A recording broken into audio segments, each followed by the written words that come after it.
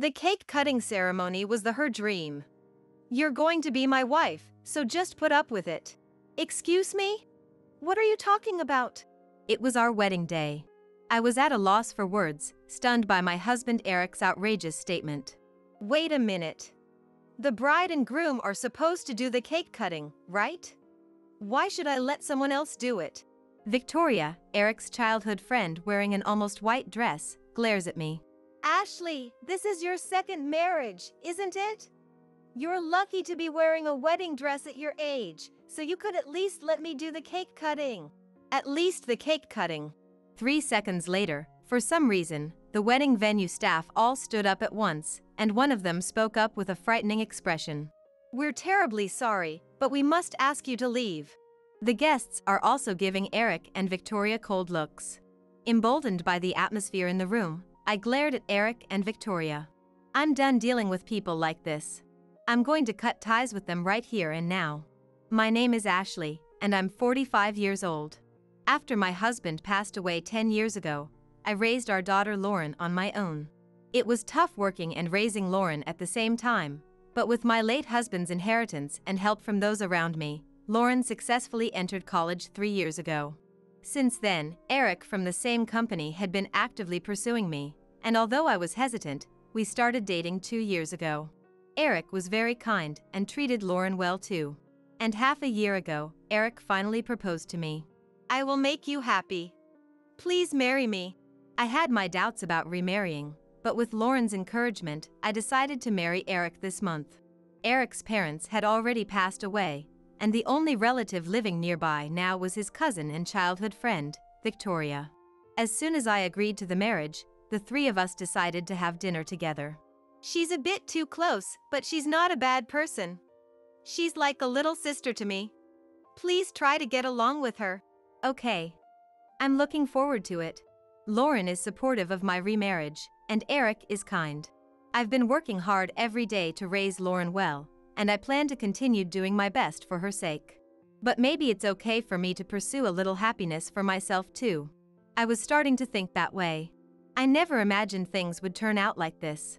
We decided to meet Victoria at a French restaurant in the neighborhood. When we arrived at the restaurant, Victoria was already seated at our reserved table. "Eric. Long time no see. How've you been?" 5 years younger than Eric and 10 years younger than me, Victoria looked vibrant, her stylish appearance brimming with confidence. "Wow, marrying your boss? I could never do that." It was an extremely rude thing to say, but I restrained myself from making a face. Disappointed that Eric didn't say anything to her, I greeted Victoria. "Nice to meet you." "I'm Ashley." "Nice to meet you too. I'm Victoria. I heard Eric was marrying his boss, so I imagined someone stuffy, but you're not really like that. You seem plain." It was clear she didn't mean that in a good way either. I just gave a wry smile and took my seat. Victoria, not paying any attention to me, started talking to Eric. "Well, thanks to Eric marrying his boss, we get to eat at such a fancy restaurant. I might never come here again, so I'm going to enjoy it to the fullest." I wonder if it's because I'm nervous that her every word sounds sarcastic to me. I sense a strange hostility in the way Victoria looks at me. "Pumpkin soup? Didn't Eric used to hate pumpkins?" I've finally learned to eat them. "But you still don't like them, right? Should I eat it for you?" You just want to eat it yourself. The 2 of them are having a lively conversation, while I'm left out. I'm supposed to be marrying Eric, but somehow I feel like an outsider and it's disheartening. "We used to go out to eat together in the past, but it was always cheap places. Not that I minded, since we had fun even at cheap restaurants." Neither of us had money back then. "But it seems like Eric has money now."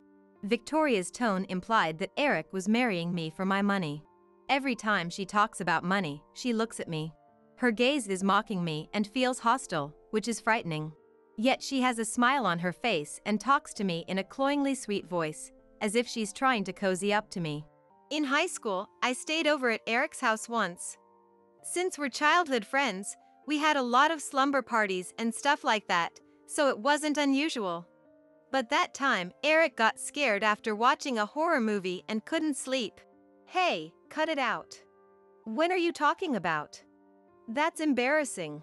I kept listening to stories about Eric's past that I didn't know about. The conversation, which should have been heartwarming, had a tension like walking on thin ice, and it was quite exhausting. I was doing my best just to keep a polite smile on my face, not saying anything witty, and just listening to Victoria and Eric's reminiscences the whole time. I was worried that Eric's wife might be some incredibly beautiful, wicked woman. I'm surprised she's just an ordinary person. She seems steady even after marriage, so that's a relief. Even when she says something like that with a condescending look, I can't even come up with a good retort. Perhaps pleased by my constant smiling, Victoria spoke to me in an even sweeter voice. You have a 20-year-old daughter, right? It must be hard raising her on your own. Ashley, you look like you've had a tough time. Do I? Yes, you do. Didn't you consider remarrying anyone besides Eric? The atmosphere feels like it's frozen. Eric frowns slightly as he looks at Victoria, but he doesn't seem to be about to say anything. Disappointed that he's not helping me, I choose my words carefully. Not really. I was preoccupied with my daughter, and I only started dating Eric because he asked me out. If it wasn't for that, I probably wouldn't have remarried even now. Victoria's face contorts. She doesn't seem to like my response, and looks like she's about to click her tongue. But she quickly changes it to an exaggerated fake smile. Huh. I guess you two are alike? Eric doesn't have any female friends besides me either, and he's not popular with women at all. She probably means to say that I'm also just not sought after by the opposite sex. After being constantly insulted throughout today's dinner, I no longer felt any irritation. Perhaps my emotions have gone numb from enduring too much. All that's left is a terrible sense of fatigue. I don't feel irritated, but in exchange, I barely remember the taste of the food either. After parting with Victoria, Eric was in high spirits. Victoria is like a little sister to me, so please try to get along with her. Does he not think anything of the conversation at today's dinner? Do I have to get along with someone who says such nasty things and looks down on me like that? It was the first event that made me anxious about marrying Eric. Perhaps realizing that I was having doubts about the marriage, Eric suggested that we have a wedding ceremony. Lauren aspires to be a lawyer, so there will be tuition fees to pay for years to come.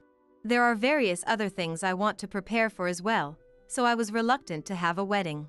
Initially, Eric was inclined to respect my wishes, but since the dinner the other day, he's been insisting on having a wedding ceremony.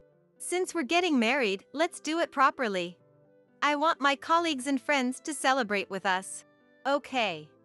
Well, if you insist. Eric and I visited various wedding venues together. We considered options like having a members-only wedding or inviting only close relatives. However, Eric was unenthusiastic about a small-scale wedding. It's my first marriage, so I want to invite people from work and stuff. If he goes that far, I have no choice but to opt for a conventional wedding. Among the few candidates, we decided to proceed with preparations at a venue where we felt good about the staff. But this is where the real trouble began. Victoria was telling me that there's a balloon performance, right? How about we do that? Apparently, it's quite popular. If you want to do it, Eric, then sure. Suddenly, the name of a woman other than myself came up, and the staff looked surprised for a moment. But they quickly returned to a smile and presented a plan. If that's the case, we have a plan like this as well. As expected of professionals. I also listened to the staff's suggestions and put together a plan. Victoria said buffets are popular, didn't she? Is that so? And what was it? Oh, she said she dreams of having a candle service. It went on like this the whole time, with Victoria's name coming up whenever he expressed an opinion. Even the staff were exasperated by this, and some of them looked at me with pity. Oh, Victoria said. Hey, this is our wedding, isn't it? Do Victoria's opinions matter that much? After saying it for the umpteenth time, I finally raised my voice.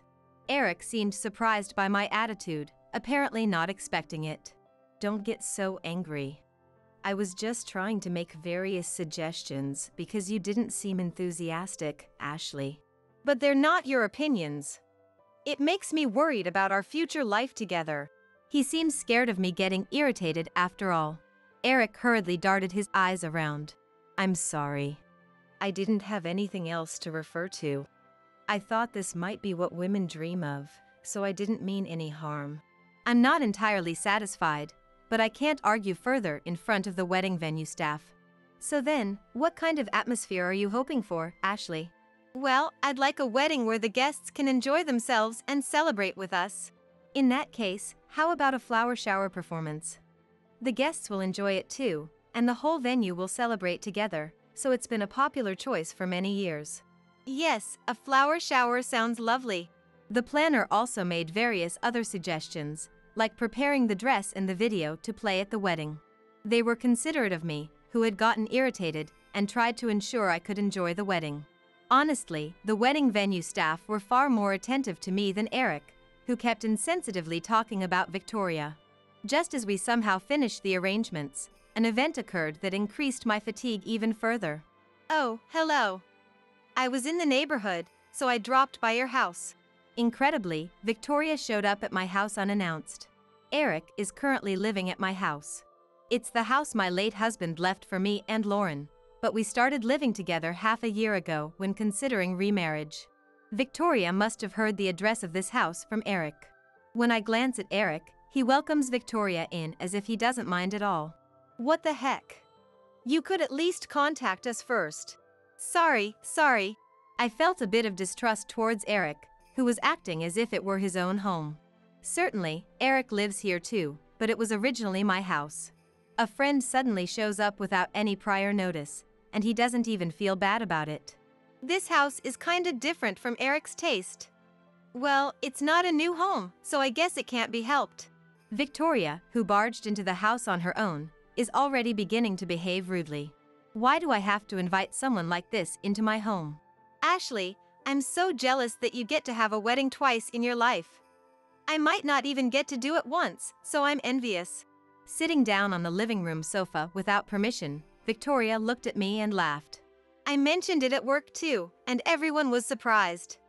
They said you're having a wedding for the second time. Her gaze was clearly mocking. Partly because I was tired, I found it difficult to even force a polite smile and just stayed silent. Victoria seems quite pleased to see me not arguing back, and she's in a much better mood than at the dinner the other day. Maybe you were tired? You're not young anymore, so don't push yourself too hard. If something happens right after getting married, I'd feel sorry for Eric. Hey, Victoria. Even Eric stops her, as her way of speaking is too terrible. However, he didn't raise his voice or scold her. I had thought Eric was a kind person until now, but maybe that was a misunderstanding. Ah, yes. Well then, I'm looking forward to the wedding. With a storm-like commotion, Victoria left in the blink of an eye. Sorry. She's always been the type who can't read the room. I see.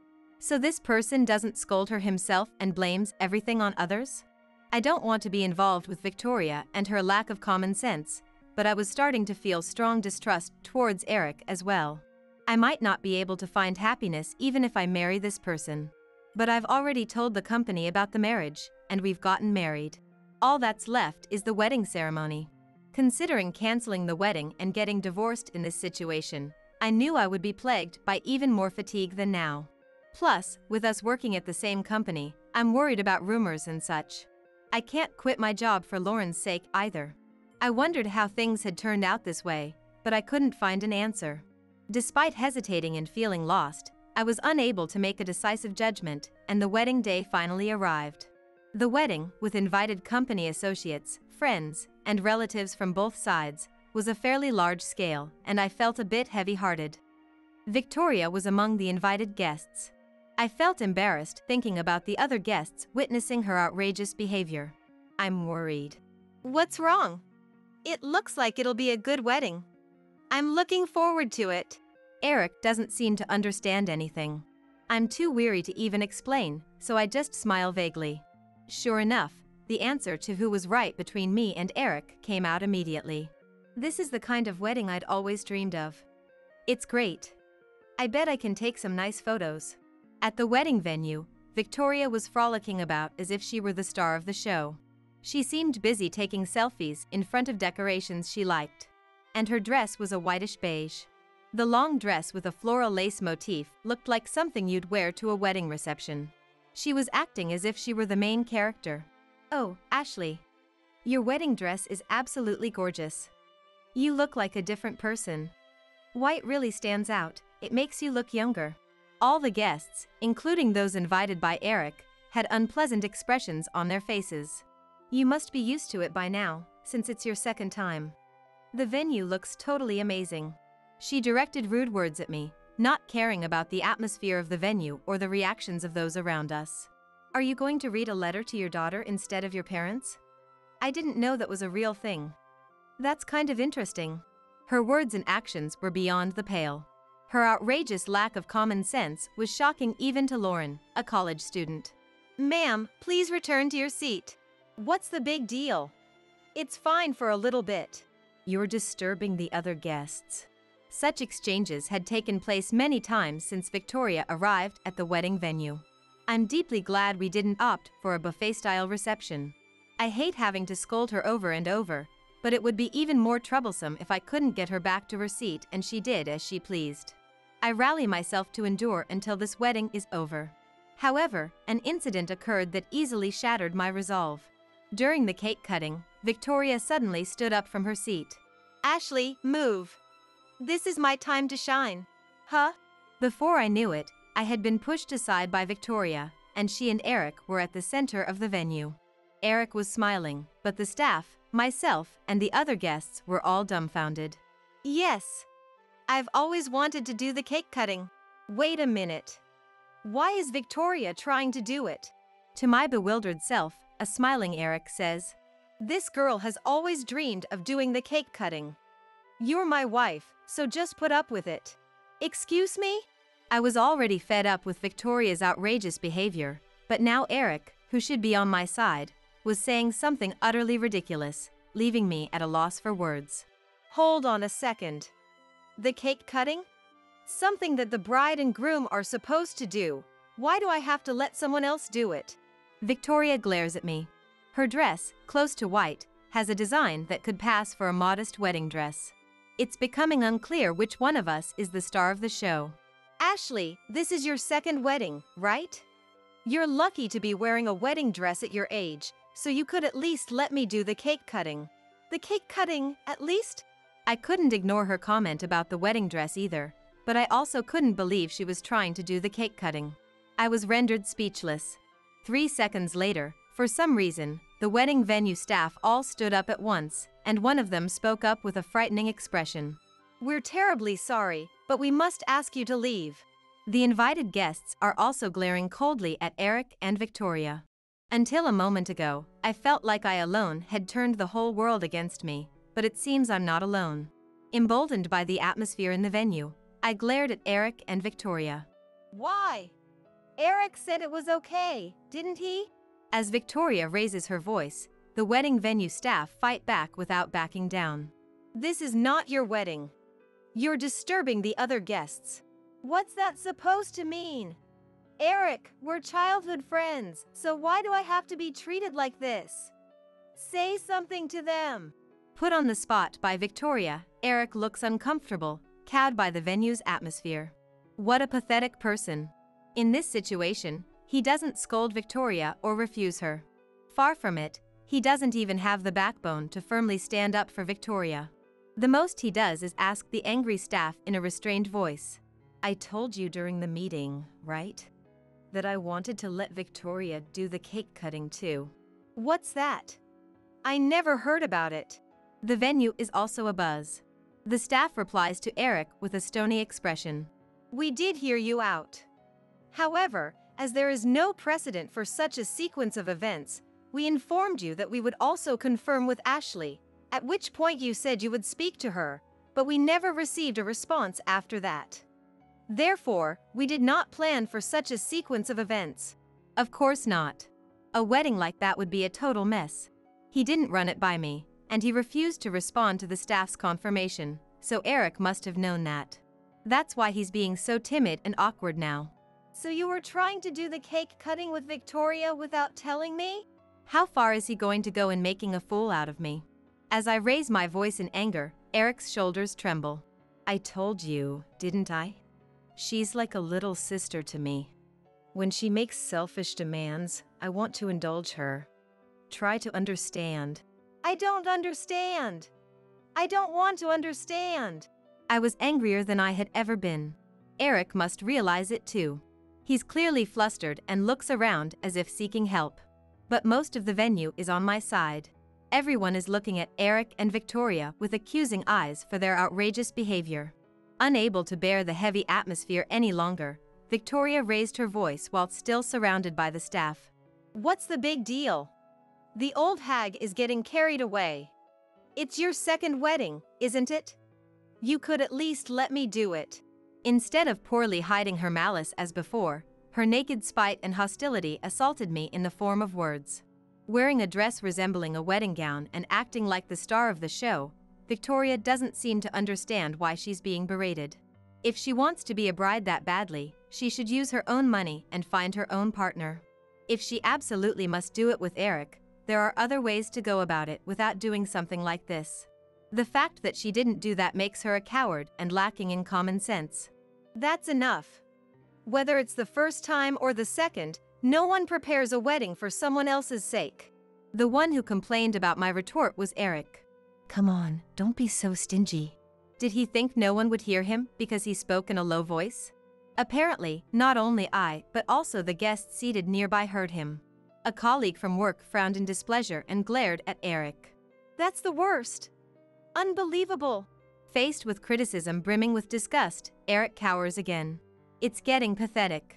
Did I ever say even once that I wanted to have a wedding of my own accord? I prepared it because you insisted on having one no matter what. So this was your goal? Then you should have just married Victoria from the start.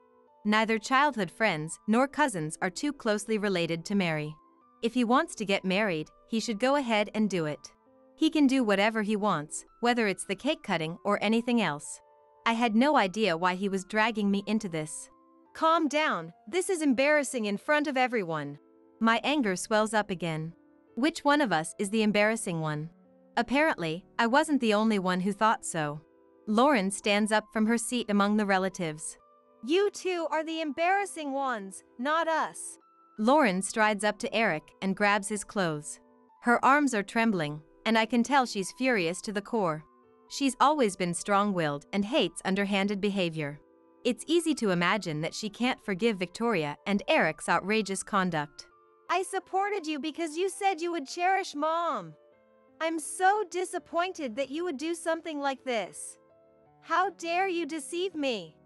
I will never forgive you. Then Lauren glared at Victoria as well. How dare you make a fool of Mom to this extent? That dress, your attitude, it's all too outrageous. Excuse me? Don't get cheeky with me. Which one of us is being outrageous? Why do I have to put up with this treatment? It's because Ashley is wearing a wedding dress and getting all excited at her age, doing embarrassing things, that this is happening. Everyone around me was laughing about how embarrassing it is. I didn't strongly desire to have this wedding in the first place. But did someone think of me that way? Is it that embarrassing to wear a wedding dress for the second time after turning 40? I feel anxious wondering if people at work think of me that way too. Seeing my face on the verge of tears, Victoria looked triumphant. However, voices of criticism rise up against Victoria from a different place than Lauren. The number of times and age have nothing to do with it. It was the venue staff who had attended many wedding meetings with me. Everyone is glaring at Victoria, openly expressing their anger. That's right. I was insulted too, but that's not all. Victoria insulted the work of the wedding venue staff to an unimaginable degree. So the staff's anger was truly justified. A wedding is something you hold while being blessed. It's about accepting the celebrations from those around you, being grateful, and deepening your bonds. A wedding is where you make new vows for your future life. That's right. Another staff member spoke up as well. This wedding venue and the schedule all have important meaning. It's not just some party like you say. It's not something so trivial. You're the one who should be ashamed for thinking a wedding is just some fashion show or something. Their rebuttals were a saving grace for me. And as if emboldened by the staff's voices, One guest after another starts voicing their objections. You're being totally outrageous. Hurry up and leave. Why did Eric allow something like this? In addition to work associates, boos can be heard even from Eric's relatives. I don't want to think of him as relatives, it's embarrassing. I feel sorry for Ashley. Faced with the cold stares from the entire venue, Victoria and Eric are driven into a corner. Lauren was still angry, but she calmed down when I stroked her back. Thank you, Lauren, for getting angry for me. Mom, it's not just me. Everyone is angry about how you're being treated. Now it seemed like the whole venue had become my ally. The days of being jerked around by Victoria and Eric feel like a lie. Lauren continued speaking. This is unbelievable.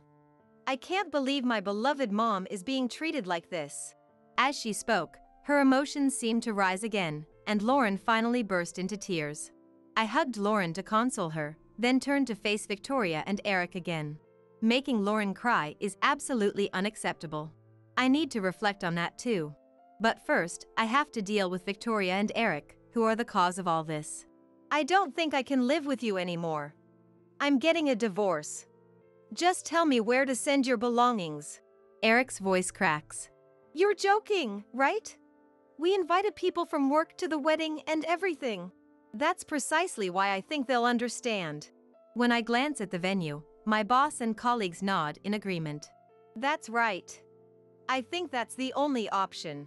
If things have turned out this way, I'd be more surprised if Ashley said she wouldn't get a divorce. Eric is being driven into a corner. His face has turned pale, and sweat is pouring out of his entire body. The people from work are on my side, which means it could affect his standing at the company, and even his chances of promotion. He was being cornered more than meets the eye. Behind him, Victoria has an awkward expression on her face.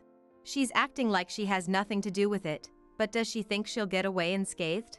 And Victoria, I'll have you pay for the cost of this wedding that you've ruined. Huh? Why should I have to? The staff restrains Victoria as she tries to approach me. I'm sorry for causing trouble, but I can't let Victoria off the hook. You acted like the star of the show, so that's not going to fly. And Eric, I'll be seeking compensation from you in the divorce trial as well. Why me too? Lauren, who had been crying until then, raised her head. Her tears had already stopped, and her eyes were filled with strong determination. Because you were cheating. The wedding venue has a screen set up to show memorable videos and such. On that screen, a photo of Eric and Victoria walking arm in arm was displayed. Victoria's attitude was so weird that even Mom thought it was unnatural and consulted with me about it. So I looked into it myself. Lauren was very reliable. As someone aspiring to be a lawyer, Lauren and her friends are well versed in the law, and they know better than me who to turn to in cases like this. You two have been dating for a long time, haven't you? All your friends from college knew about it. They were surprised to hear that Eric was marrying someone else. That's... Eric looked at me. His gaze seemed to be seeking help, but I avoid meeting his eyes and ignore him. No matter what kind of woman he was with or what their relationship was, I no longer felt anything. It was a lot of work to investigate, even with the cooperation of your school friends. But it was worth it. The photos displayed on the screen turn into even more decisive evidence. Photos of Victoria and Eric entering a resort hotel together. Photos of them kissing in a car. The photos shown one after another had, of course, been checked by me in advance. I've entrusted Mom's case to my mentor, a lawyer. Don't think you can run away. The other day, Lauren introduced me to a lawyer who is very skilled in divorce cases. The lawyer seemed to be highly trusted by Lauren's college professor, and when I talked to him, he seemed like a very sincere person, so I felt comfortable leaving it in his hands. I found out about the cheating after the wedding date was set, so I was planning to quietly get a divorce after things settled down. But now that it's come to this, it's just stupid to hide it. I feel like an idiot for being so considerate of our respective positions and reputations. Now that it's come to this, I decided to thoroughly humiliate them. Seeming to realize something from seeing my profile, Eric, who had been pale-faced until now, glares at Victoria with resentment. This happened because you kept doing unnecessary things.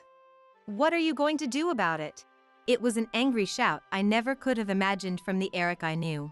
It's a face I've never seen at work or in private. This must be his true nature. Everyone in the venue is surprised by the drastic change. You're the one who started saying there was a rich woman at work, weren't you? I never said I'd cooperate. This is happening because you're an idiot. It's because you got carried away and kept saying unnecessary things. What an ugly argument. I'm so appalled I can't even speak. At this rate, it seemed like a brawl would break out, so the staff forcibly took Victoria and Eric out of the venue. Everyone, I'm so sorry things turned out this way. After that, I went around apologizing to the guests. Lauren is with me. I felt bad for making her deal with this, but it's reassuring. And all the guests offered kind words to me. The people from work expressed their concern, and Eric's guests in particular were considerate of me, apologizing over and over. I'm cutting ties with those two, and no matter what happens in the future, I have no intention of helping them. Feel free to do as you please until you're satisfied. I'm truly sorry about this. We returned the gifts to everyone, had them eat the meal, and then disbanded. Lauren hugs me as I'm left behind in the wedding venue. Maybe this is my punishment for trying to marry someone other than your dad. That's not true. Being able to break up with someone like that is probably because Dad was protecting you. While hoping that was true, I cried a little. With the fight at the wedding venue, the divorce and claim for compensation in the divorce trial proceeded very smoothly. As I declared, I demanded a settlement and the cost of the wedding from Victoria. Combined with the claim for compensation from Eric in the divorce trial and the expenses during the marriage period, I was told I could definitely get it. Eric apparently quit his job quietly as it became uncomfortable for him at the company, and moved into Victoria's house, but an argument broke out when Victoria got angry at Eric for not working and tried to kick him out. He apparently got rough with Victoria and was arrested by the police. Rumors spread about Victoria too, and she quit her job and disappeared from town. Even so, Lauren apparently can't forgive the two of them and is waiting for a chance to seize their assets. After that, I got tired of romance and spent my days happily with Lauren.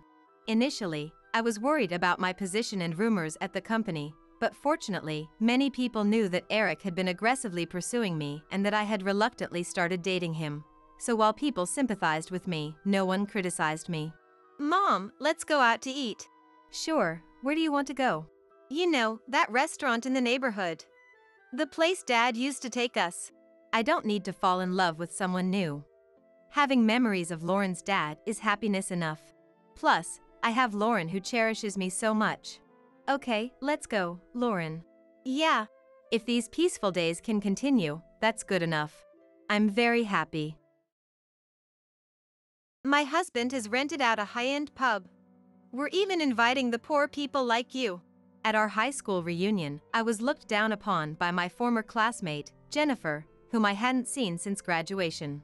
While it's understandable that her knowledge of me is limited to my high school days, it's incredibly rude of her to make assumptions without even listening to what I have to say. But that's just how Jennifer has always been. Too bad. Tell your husband to cancel all the deals then. What? The moment my friend informed Jennifer about my company, she let out a scream and nearly had a seizure. She was helped by those around her as she collapsed onto the sofa. It seemed to be quite a shock for her, but that's none of my concern. My name is Brian, and I'm a 30-year-old company CEO. The path that led me here has been tumultuous, and my high school self couldn't have even begun to imagine my current situation. My father had established a factory before I was born and worked as both a technician and a factory manager. It was a semiconductor business that dealt with only a limited number of companies. As major corporations were withdrawing one after another, my father continued to run the factory on a small scale for the sake of the clients who trusted him and continued to do business with him. While most of America's manufacturing industry, especially the automotive sector, relies on semiconductor supply from overseas manufacturers, many companies hold my father's factory's technical capabilities in high regard. Thanks to those connections, the factory's earnings were listed. However, although my father was a skilled technician, he lacked experience as a manager. He wasn't versatile enough to balance both the factory work and the management tasks, so my mother took charge of the management side. As an only child, I grew up observing both aspects of the business, and I still remember looking up to both my father and mother, thinking they were so cool even as a child. Our family was affluent and lacked nothing, but since neither my father nor mother was attached to possessions, we lived in an apartment, drove a compact and lightweight car, and my mother preferred fast fashion because she could wear it without worrying. Because of this, no one ever thought I was a rich kid. My classmates' parents and the adults in our local community were likely aware of my family's financial situation, as we ran the largest factory in the area. Fortunately, none of them were the type to share that information with their children, and all of my friends treated me equally without any discrimination. I was able to enjoy a peaceful and happy childhood. It wasn't until I entered high school that changes started to occur in my personal life. Influenced by my parents, I had been exposed to topics like mechanical structures and business management from a young age, which expanded my curiosity. I was eager to learn, so I enrolled in a college preparatory school. There, I met Jennifer, who was in the same class as me. My first impression of her was terrible. Right after starting school, Jennifer approached me in an overly familiar manner. Hey, which middle school did you come from? Since you gave a speech at the entrance ceremony, does that mean you got the highest score on the entrance exam? I had been selected as the freshman representative and gave a speech at the entrance ceremony. There was no doubt that I had done well on the entrance exam. I'm from Sunset Heights Middle School. I don't know how I did on the entrance exam. I was just asked to give a speech, that's all. Sunset Heights Middle School? Never heard of it. Where is that town located? Jennifer asked, then smirked condescendingly when I told her the name of the town. A rural area with nothing but fields and factories, huh? I didn't know there was even a school there. How many students per class? Wait, do you even have more than 2 classes? She mocked. We had 25 students per class and 2 classes. It wasn't a big school, but we had a decent number of students, and it was lively and fun. With a nasty grin. My middle school had 35 students per class and 5 classes. Jennifer bragged. It was information I couldn't care less about, but I figured she was the type who always wanted to one-up others in superficial and obvious ways. I decided to keep my guard up around Jennifer for a while. However, unexpectedly, after the entrance ceremony, she stopped looking down on me and instead started cozying up to me. Brian, about the math homework. Can we compare answers? She would constantly ask me about schoolwork, bring up trivial topics, and hover around me. As a result, by the time our first winter break rolled around, our classmates were spreading annoying rumors that we were dating. Being spotted forcibly dragged to a cafe by Jennifer after school on her birthday also fueled the weird rumors. She had begged me to help her study for an upcoming cram school test, so I reluctantly went along, but that was all it was. When we became sophomores, much to my dismay, Jennifer and I ended up in the same class again despite my hopes for a class change. She continued to cling to me as always. In our new class, everyone immediately started teasing us about being a couple. Hey, don't be jealous just because we're close. She didn't deny it and even seemed somewhat pleased, so I quickly refuted the idea. Don't tease her too much, it's annoying. When I said that, the whole class got excited again because I defended her. The more I said something, the more excited they seemed to get, so I kept silent. Every break time, Jennifer would come up to me, and I got tired of being teased by everyone around me, so as soon as class was over, I started leaving the classroom and spending time elsewhere. One day, I was a little worried about preparing for the next class, so I went back to the classroom a little early and heard Jennifer talking about me in front of everyone. Maybe she let her guard down because I hadn't returned to the classroom yet, but she was talking loudly in a boastful manner. I have a good man named Brian. He's at the top of his class, good at sports, and has a promising future. I think he'll be a doctor in the future because he's in the science department. I'm glad I got him now. When everyone around her heard that we were dating after all, Jennifer gave a nasty smile. I've already established the fact. And said. I had no idea what she was talking about, so I rushed into the classroom and confronted Jennifer. What do you mean, established the fact? I thought she would be surprised when I suddenly appeared behind her, but she didn't even look uncomfortable. Jennifer continued to sit with her legs crossed in her usual brazen manner, talking to me as if she were admonishing me. Don't be shy, Brian. Let's make it official at this point. When I refused, saying that we weren't in that kind of relationship, Jennifer came up to me and suddenly intertwined her arm with mine. We did it on my birthday, didn't you? The whole class got excited and made a fuss over her suggestive way of saying it. I clearly said to that. It was for studying. You came crying to me to teach you before the cram school test, and I'm not so cold-hearted that I could refuse that. When I told the truth, my classmates all fell silent at once. No, not that. On the way home, Jennifer said, putting her hand to her lips. I felt sick to my stomach. My classmates were making a big fuss and were delighted. I don't want you to tell that kind of lie. We went home normally after studying, didn't we? I'm sorry, we promised to keep it a secret. It's just that Brian wouldn't say anything about it. Jennifer looked up at me. I thought I had been set up. If someone said it like that, anyone who heard it would think Jennifer's story was true and that I was lying out of embarrassment.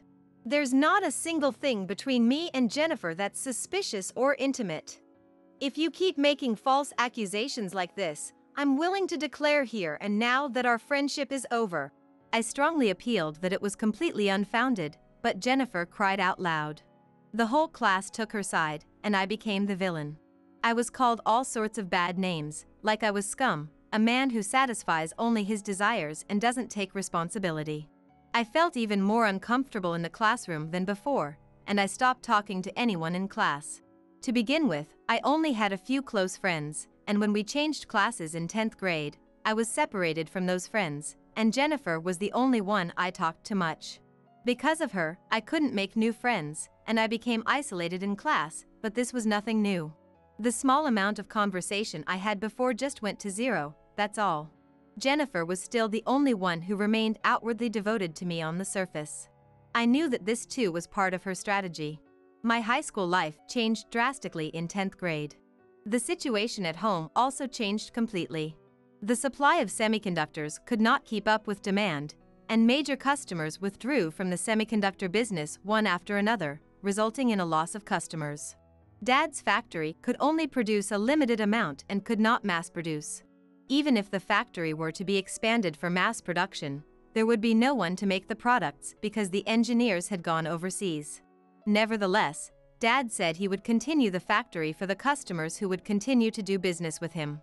The debt that increased at this time amounted to hundreds of millions of dollars. Our family became poor all at once. The steep decline of the semiconductor business was reported in numerous news stories. Dad's company, the largest in the area, was also featured on the local news, and Dad spoke about the difficult situation in an interview. Because of this, I became the talk of the town and instantly became a famous tragic figure. As if my already gloomy high school life wasn't bad enough, dark clouds were looming over me once again. The person whose attitude changed most noticeably was Jennifer Adams. She used to cling to me all the time, but now she wouldn't even come near me. It was more convenient for me anyway, so I didn't pay much attention to it, but when she made a snide comment in passing, I realized her true intentions. You're such a loser. I'm not interested in poor guys like you. I didn't say anything back to her, didn't even make eye contact, and just kept reading the paperback I was holding. Unsatisfied, she continued to make more snide remarks. I heard your family is having a hard time, so college is out of the question, huh? Are you going to get a job instead of going to college? Or maybe even drop out of high school? Sorry about that. Taking advantage of my lack of response, Jennifer said what she wanted to say, sneered, and left. In 11th grade, classes are divided into liberal arts and science tracks. Thinking that I only had to endure a little longer before being separated from Jennifer in the liberal arts track, I put up with the humiliation. In 11th grade, classes were divided by career path, and I was finally able to get away from Jennifer.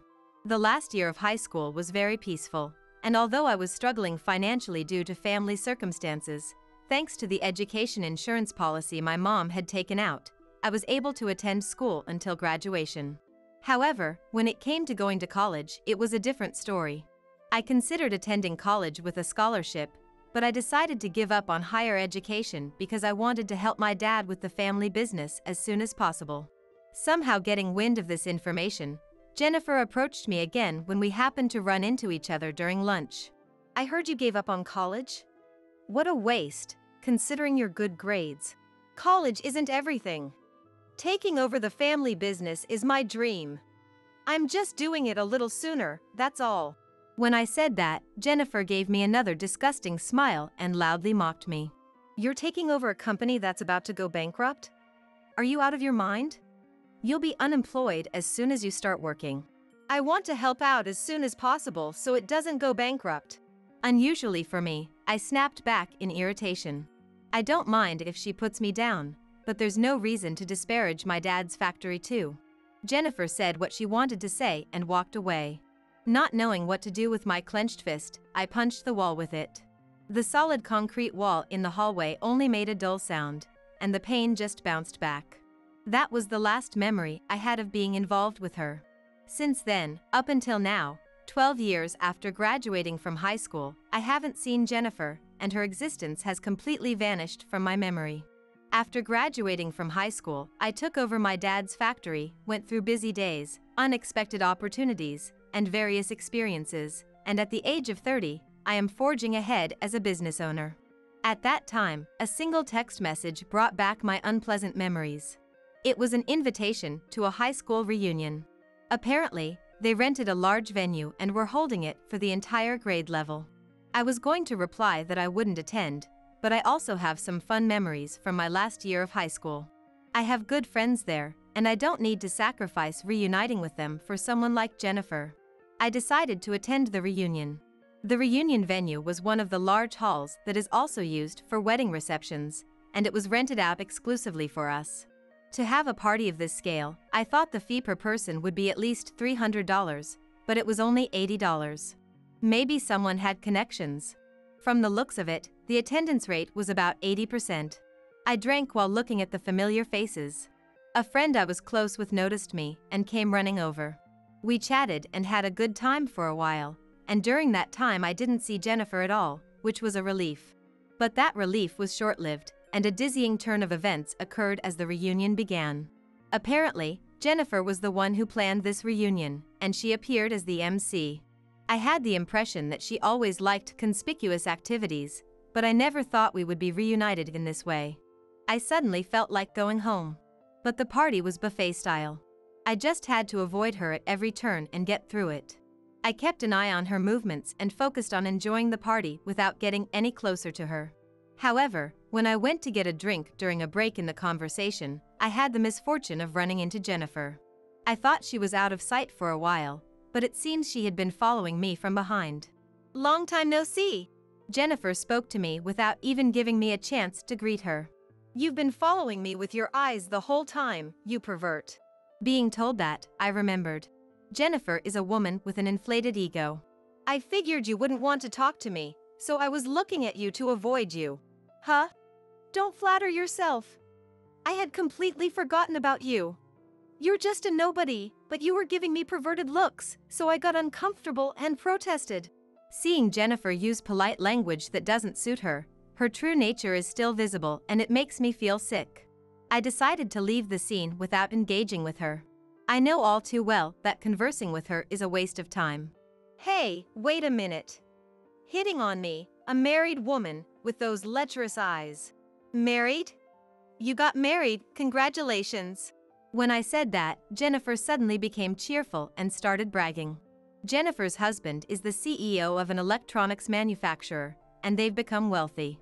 I had heard of her husband's company name before, but it was a pointless boast, so once again, congratulations, I said and turned my back, but then, you're still working at that factory, aren't you? Your poverty is seeping out. No woman would want to marry a poor guy like you. Are you worried about me? Thank you. Please continue to think of me as invisible. As I said that and tried to leave, she grabbed my arm tightly. With my arm in her grasp, Jennifer told the venue staff to bring her a microphone and suddenly started announcing the after party. Thank you everyone for coming today. We have an after party prepared, so I'll give you the details now. The eyes of the venue all at once focused on Jennifer and me, whose arm she was grabbing. I heard whispers speculating about the two of us. My husband has rented out a high-end pub. We're even inviting the poor people like you. Still holding the microphone, Jennifer hurled verbal abuse at me with a condescending look on her face. The people around us were getting even more restless. I finally decided to get my revenge. Too bad. Tell your husband to cancel all the business deals. What? Jennifer looked at me with a surprised face. What do you mean? There's no way our company would do business with a small-town factory like yours. Be careful about making statements that would embarrass Jennifer's husband. Even though it's been 12 years, Jennifer hasn't changed at all and is still unpleasantly meddling with me. As I thought about finally getting back at her, my tone became more and more scathing. More importantly, what was that about a business deal earlier? You should have backed off while I was still playing dumb. Also, you shouldn't carelessly mention your husband's company name. Jennifer listened to me with a distorted expression on her face, looking like she wanted to say something. Jennifer's husband's company is an electronics manufacturer, right? I know them well since their performance is good. Their sales rep was very passionate, and we already have regular clients, so we weren't planning on increasing our business partners, but I gave in to his enthusiasm and decided to provide some of our products, albeit a very small amount. Why would you buy anything from an old small-town factory? Our company is rapidly overtaking existing manufacturers with high-quality products and achieving sales results. One of my friends who had been listening to our conversation quietly spoke to Jennifer. At that moment, Jennifer let out a scream and started shouting. Lies! Lies! Double exclamation mark! Absolutely lies! Double exclamation mark! No way! Double exclamation mark! This poor man, the CEO of that famous company. As Jennifer seemed to be about to have a fit, the people around her supported her and sat her down on a nearby sofa. It's true. The predecessor of my current company was my dad's company. We mainly operated a semiconductor business at the factory, but at one point, due to trade friction, customers withdrew from the semiconductor business and we were on the verge of bankruptcy. But as we continued to believe, an opportunity arrived. We brought in new technology from overseas, and when we developed that market, demand surged, we paid off our debts, and management stabilized. As we collaborated with peer companies, we merged and became the current company. Jennifer had a dissatisfied look on her face, seeming to be hung up on how someone like me could become the CEO of that company. So much has happened in these 12 years that it's not a story I can easily explain. The venue staff called out to us, and the reunion ended with an ominous atmosphere. With Jennifer, the key person, dejected, she received a call from the after-party venue. Since they couldn't cancel the reservation for the bar that Jennifer's husband had rented out with his connections, the participants headed to that high-class bar. The high-class bar that Jennifer's husband had reserved for us was located on the top floor of the current venue, so we just had to take the elevator as guided by the staff. Jennifer's plan was to smugly guide everyone through the building and boast endlessly while going up the elevator, but upon unexpectedly learning my true identity, she was sulking while leaning on her friends. While riding the elevator, Jennifer's face turned pale as she searched on her smartphone to see if what I was saying was true. It was because she had confirmed it was a fact. I still can't accept it. What kind of connections did you use to climb to the top, you uneducated low-income scum? Jennifer glared at me while gnashing her teeth in frustration. Let me tell you, after graduating high school, I was working at my dad's factory, but my dad's apprentice advised me to learn technology abroad. At that time, I had a dinner with the CEO of a client company who had been fond of me since I was little, and when I told him I wanted to study abroad, I was able to go to Taiwan through his introduction. I attended a local university there while also learning skills through an internship at a factory. I returned to the US at 25 and started a new business based on the technology one brought back. Even after returning, I continued working as an engineer at my dad's factory while also advancing new business development. The new business was still a rare endeavor in the country, so various people came to tour it. CEOs of large corporations and general trading companies, university professors and others visited the factory and showed high interest in my new business, even making generous offers to collaborate. Taking advantage of those offers and utilizing the communication skills I had cultivated while studying abroad, I was also able to learn at various companies myself. All of this was thanks to my dad, who had built up trust by continuing the business without compromising quality even during difficult times. As this went on, my dad and mom told me to take over as CEO, and I became CEO at the age of 28. After that, I had discussions with the CEOs of the companies I had been jointly developing businesses with, aiming to streamline operations, reduce costs, and increase profits, and we achieved a holding company structure. It was the wish of the CEOs to entrust the company to a young person who would lead the future rather than themselves as they grew older, and so I became the CEO. The more she heard the story, the more miserable Jennifer's expression became. As we talked, we arrived at the high-class bar venue for the after-party. It was the best location with floor-to-ceiling windows overlooking the night view. As if she didn't want to hear any more of my boasting, Jennifer immediately distanced herself from me upon entering the bar.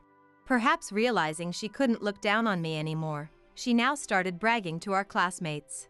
Everyone, thanks to the connections of my husband, who is the CEO of a famous manufacturer, we were able to rent out this place that normally requires reservations at least a year in advance for my reunion. And it's my husband's treat, so drink as much as you like. Cheers! As soon as she finished her opening remarks, Jennifer started opening wine bottles with incredible vigor. Her friends around her tried to stop her out of concern, but Jennifer wouldn't stop. This is a rare opportunity to have high-class wine.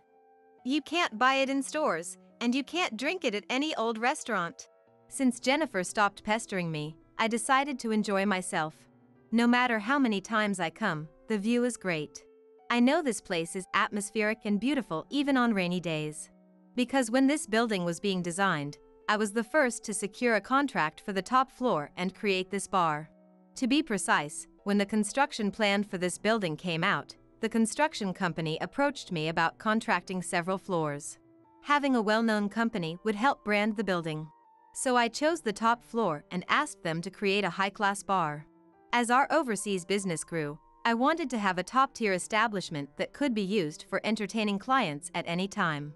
I never thought I would end up coming here through an introduction from Jennifer's husband, but it was none other than me who gave priority usage rights to our business partners as well. It's only natural for a company that does business with us.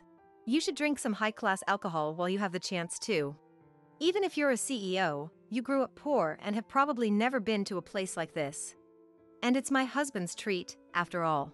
Perhaps emboldened by the alcohol, Jennifer's timid attitude from just a moment ago had completely vanished, and she was back to being her usual arrogant self. No, you keep saying it's a treat, but did you know? This bar is actually owned by my company. As a perk for our business partners, we provide it for free up to 10 times a year depending on the transaction amount. I think Jennifer's husband's company gets it once a year. That's what they use this time. Jennifer's face turned bright red as she glared at me. Are you trying to one-up me again by making things up? There's no way a company would be provided this 10 times.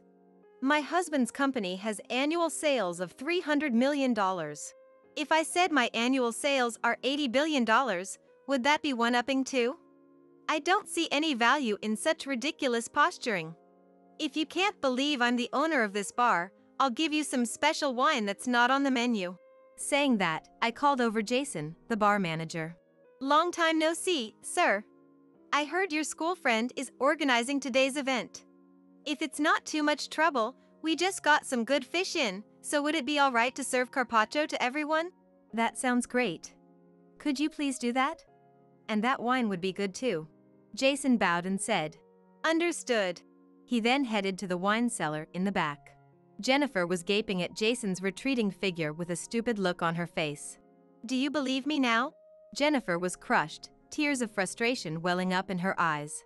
At Jason's cue, the bartenders started lining up the carpaccio on the tables. As these are the CEO's schoolmates, we have prepared this rare and luxurious fish carpaccio for you. We hope you all enjoy it. All the attention suddenly focused on me. Jennifer had been bragging to everyone that it was her connections, but ironically, the root of those connections was me.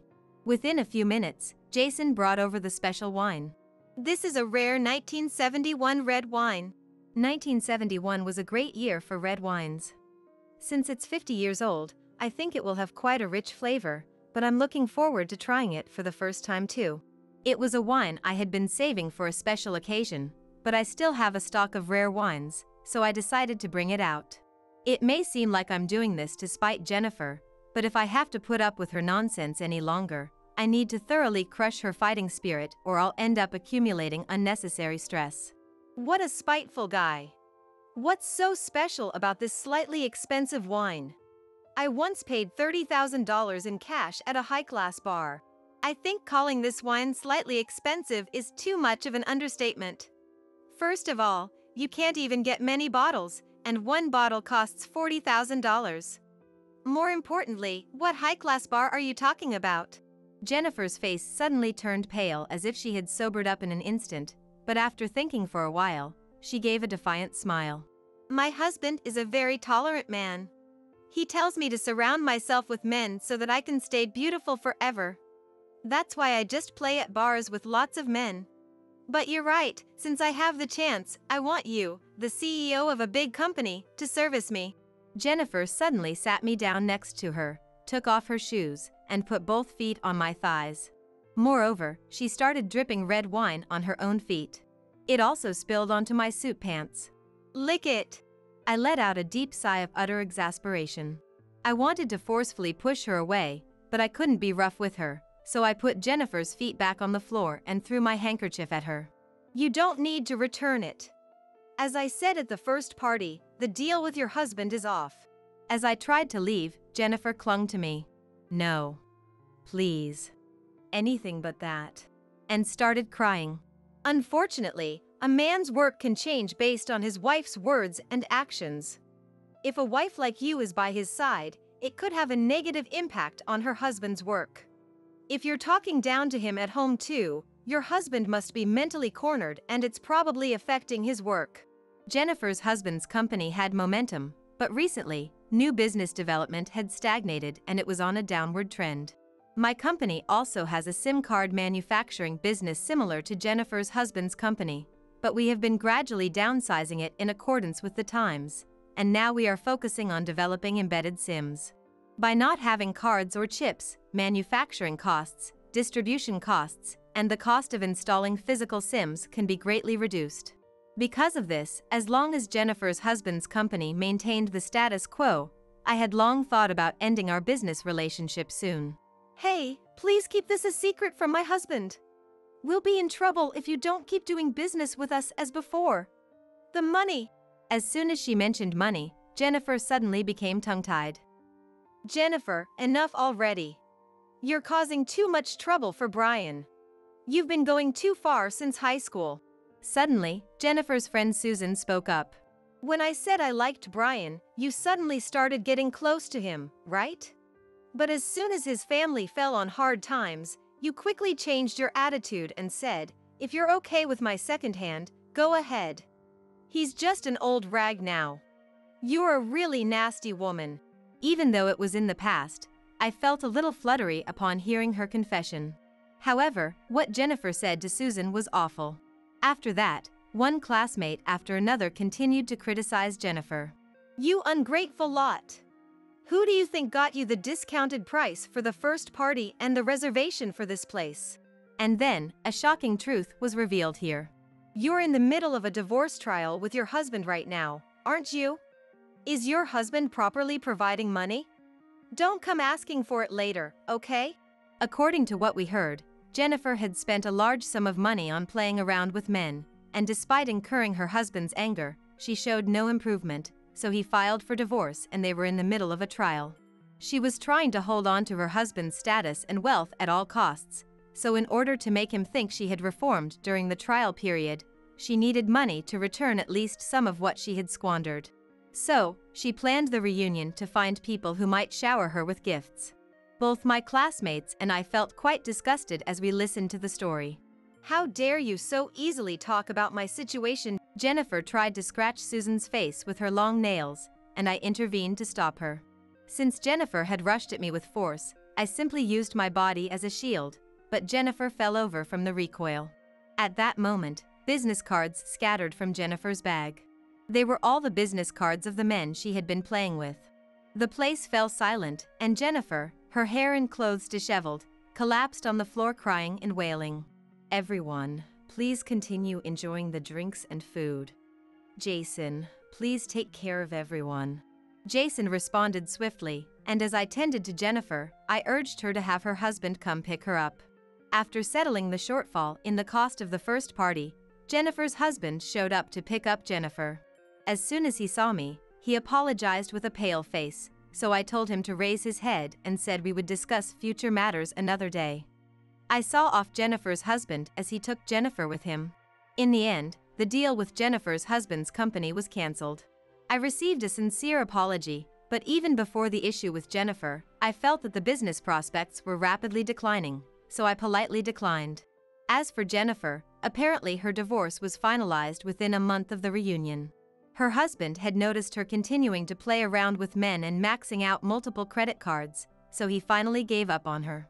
Jennifer's husband didn't cover her debts and kicked her out of the house, and when Jennifer's parents learned the reason for the divorce, they were furious and disowned her. Jennifer accumulated even more debt due to her financial struggles. I heard she even turned to illegal lenders, and the debt collectors were relentless, with the sound of them pounding on her door echoing through her cheap apartment every day, causing trouble for the neighbors and getting her evicted from the apartment as well. Afterward, I heard from a classmate that she was barely getting by living at her workplace while doing night work. My new business development was progressing smoothly, and I secured large contracts, so management was going well. In the midst of being consumed by busy days, there was something I suddenly remembered. It was Susan's past affection for me that she had talked about. I never imagined that someone had feelings for me in that high school classroom where I walked with my head down. 6 months after the reunion, I visited that high-class bar alone for the first time and, feeling like I was experiencing my first love, I kept that confession close to my heart and ordered a special wine. "Jason, please bring out a rare red wine from the early 2000s. As I imagined her sweet feelings of love, I felt my heart grow warm and savored the aroma of the wine from that time. "May I have a seat?" A woman wearing a high-quality dress in a brighter color than at the reunion, stimulating my heart. Apparently, she had asked Jason to make a reservation for her on the day I would come. This reunion would continue far into the future.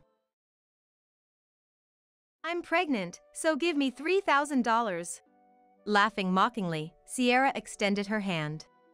I instinctively brushed it away. "There's no way I'm giving you that. And why does it have to be such a high amount?" To my question, Sierra sneered. "Cute kids cost money. You wouldn't understand." "That kid's surely going to be cute like Sierra. Unlike someone, she's probably going to be a beauty." Sierra and Rodney burst into laughter. I felt like my anger was about to explode. I just couldn't bear it anymore. Unintentionally, the words I'd been holding back slipped out. Actually, about that kid." As soon as they heard my words, Sierra turned pale, and Rodney looked shocked. Things went a bit differently than planned, but you could say it's a smooth start. But the real revenge starts now. They'll have to pay for what they did to Sis.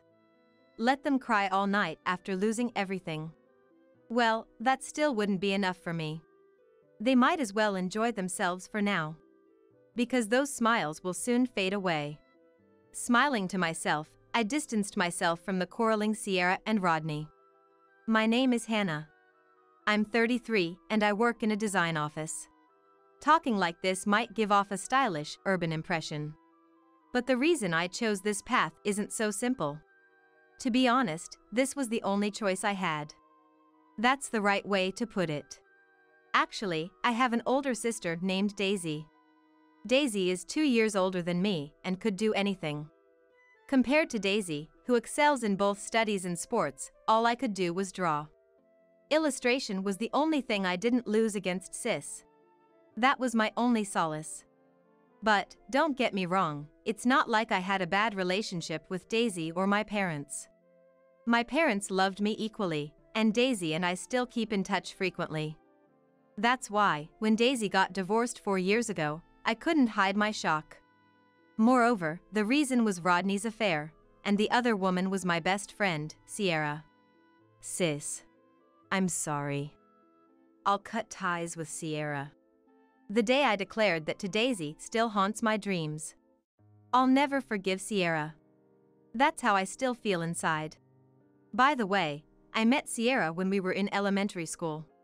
We were the same age and became classmates for the first time in the upper grades. Of course, being in the same grade, we knew each other's names and faces. But we never really had any contact. And that's why we never talked before. I'm Sierra. Nice to meet you. Sierra had a very refined appearance. Her voice was cute, and every gesture was adorable. Being approached by such a cute classmate, I became nervous. What's wrong? Well, it's just that you're so much cuter than me. Me? Really? Sierra asked, looking back at me. I nodded slightly. In that moment, Sierra hugged me and whispered in my ear with a smile. I think you're cute too. Be confident. Really? Yeah. Let's become best friends. And that's how we became best friends. Since then, Sierra was always by my side. When I was talked about behind my back at school, it was Sierra who defended me first. There are kids saying bad things about Hannah, but let's not do that. Sierra said confidently in front of our classmates. As expected, the classmates fell silent. The reason I was talked about, in fact, was because of Daisy's presence being known. Initially, many friends would say things like this to me. It's so cool to have a sis who's good at studying. Being the starting player, that's awesome. I was happy when Daisy was praised. It didn't bother me. But, those words of praise for Daisy turned into backhanded comments about me. Her sister is terrible at both studies and sports. Being good at drawing, isn't that kind of lame? Of course, no one would say it to my face. They talked in whispers, hidden in the corners of the classroom. But, of course, I could hear them. However, it was the truth, so I couldn't deny it. It was frustrating, but it was the truth. All I could do was bear it. But, maybe sensing how I felt, Sierra spoke up for me. Moreover, perhaps to prevent the issue from lingering, Sierra didn't single out the culprits. That approach worked well, and the people who talked about me disappeared. Thank you, Sierra. We're best friends. Of course I got your back. Our bond grew even stronger. However, I learned the truth about that incident a year ago. It was during a reunion after a long time. A friend told me this story. The bad mouthing about me was instigated by Sierra. She defended me to gain my trust. Hearing that, I felt like my heart was about to burst with regret. If I had seen through the lie at that time, maybe sis wouldn't have divorced. Since learning that fact a year ago, I've found it even harder to forgive Sierra. Let me say this again, I only found out about this fact a year ago. So until the moment I heard about Daisy's divorce, I always thought of Sierra as my best friend. Even as we grew older, I believed Sierra was my best friend. That's why I accepted everything Sierra said without any doubt. You have a talent for illustration. You should definitely pursue that path. Really? Do you think so? Go for it. Sierra encouraged me. Thinking so, I enrolled in a design-focused university. Looking back, it might seem laughable. But back then, I believed Sierra's advice. However, there was one good thing. It was that I truly had a talent for illustration. After enrolling in university, my design talent blossomed, and I landed a job at a design office with top grades. On the other hand, Sierra joined a modeling agency after graduating high school. But she didn't make any spectacular achievements. She appeared in fashion magazines. But only a few times. That marked the end of Sierra's modeling career. Nonetheless, it's undeniable that Sierra was beautiful. As if leveraging her good looks, Sierra switched careers to a major apparel manufacturer. Then she started working as a salesperson at a clothing store the company operated. Being a former model, she indeed boosted the store's sales significantly. Thus, Sierra became a popular salesperson. Hearing the rumors, I visited Sierra. Sierra, you seem to have become quite popular. Hannah, you came to see me. Sierra rushed over. Being mindful of the surroundings, I nodded slightly. By the way, how's your job, Hannah? Web design and stuff, pretty challenging, but I guess it's fulfilling. I see. Then I'll have to work hard too. I thought she'd be down after quitting modeling, but she seemed just fine. As I was thinking, Sierra leaned in and asked, "So, what are you here to buy today? If it's a new collection, I can help out and choose for you." No. It's not that. I'm actually looking for a present for Sis. 2 years older, right? Is it her birthday or something? Sierra smiled. I replied a bit shyly. Actually, Sis, she's getting married. Marriage? Congratulations! Thank you, but I'm not the one getting married. Right. Sorry. We laughed together. Then I talked about Daisy's marriage. Daisy, who had just turned 28 a few days ago, went out for a meal with her partner Rodney. There, Rodney proposed to Daisy. Of course, Daisy accepted. Having heard the story the day before, I decided to celebrate Daisy's marriage. And after much deliberation, I finally decided to gift Daisy clothes. Considering the upcoming wedding preparations and meetings, Daisy would have more occasions to go out. So, I was wondering if there's any nice outfit. I see. Let me choose for you. Do you have a photo or something of Daisy? Show me. Sierra extended her hand. I sent a photo of Daisy, stored on my mobile phone, to Sierra. It was a picture Daisy had sent me. It probably had been taken during a recent date. The impressive illumination in the background was a hot topic, and it was a photo I particularly liked. This illumination. It's really popular right now. Yup, exactly. We were talking about going there since everyone's buzzing about it. I stopped mid-sentence and instinctively clamped my mouth shut. But it seemed too late. Sierra was looking at me with a laugh. Then, putting her hand to her mouth, she asked me, I heard we were talking about going there. Do you have a boyfriend by any chance? Well. My ears turned red with embarrassment. Having a boyfriend was a first for me. Sierra, who had been with me since elementary school, knew that. Of course, Sierra seemed happy for me. But all of it was just an act.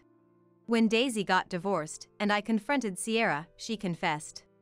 Moreover, the photo I sent at that time turned out to be the catalyst for Sierra and Rodney's affair.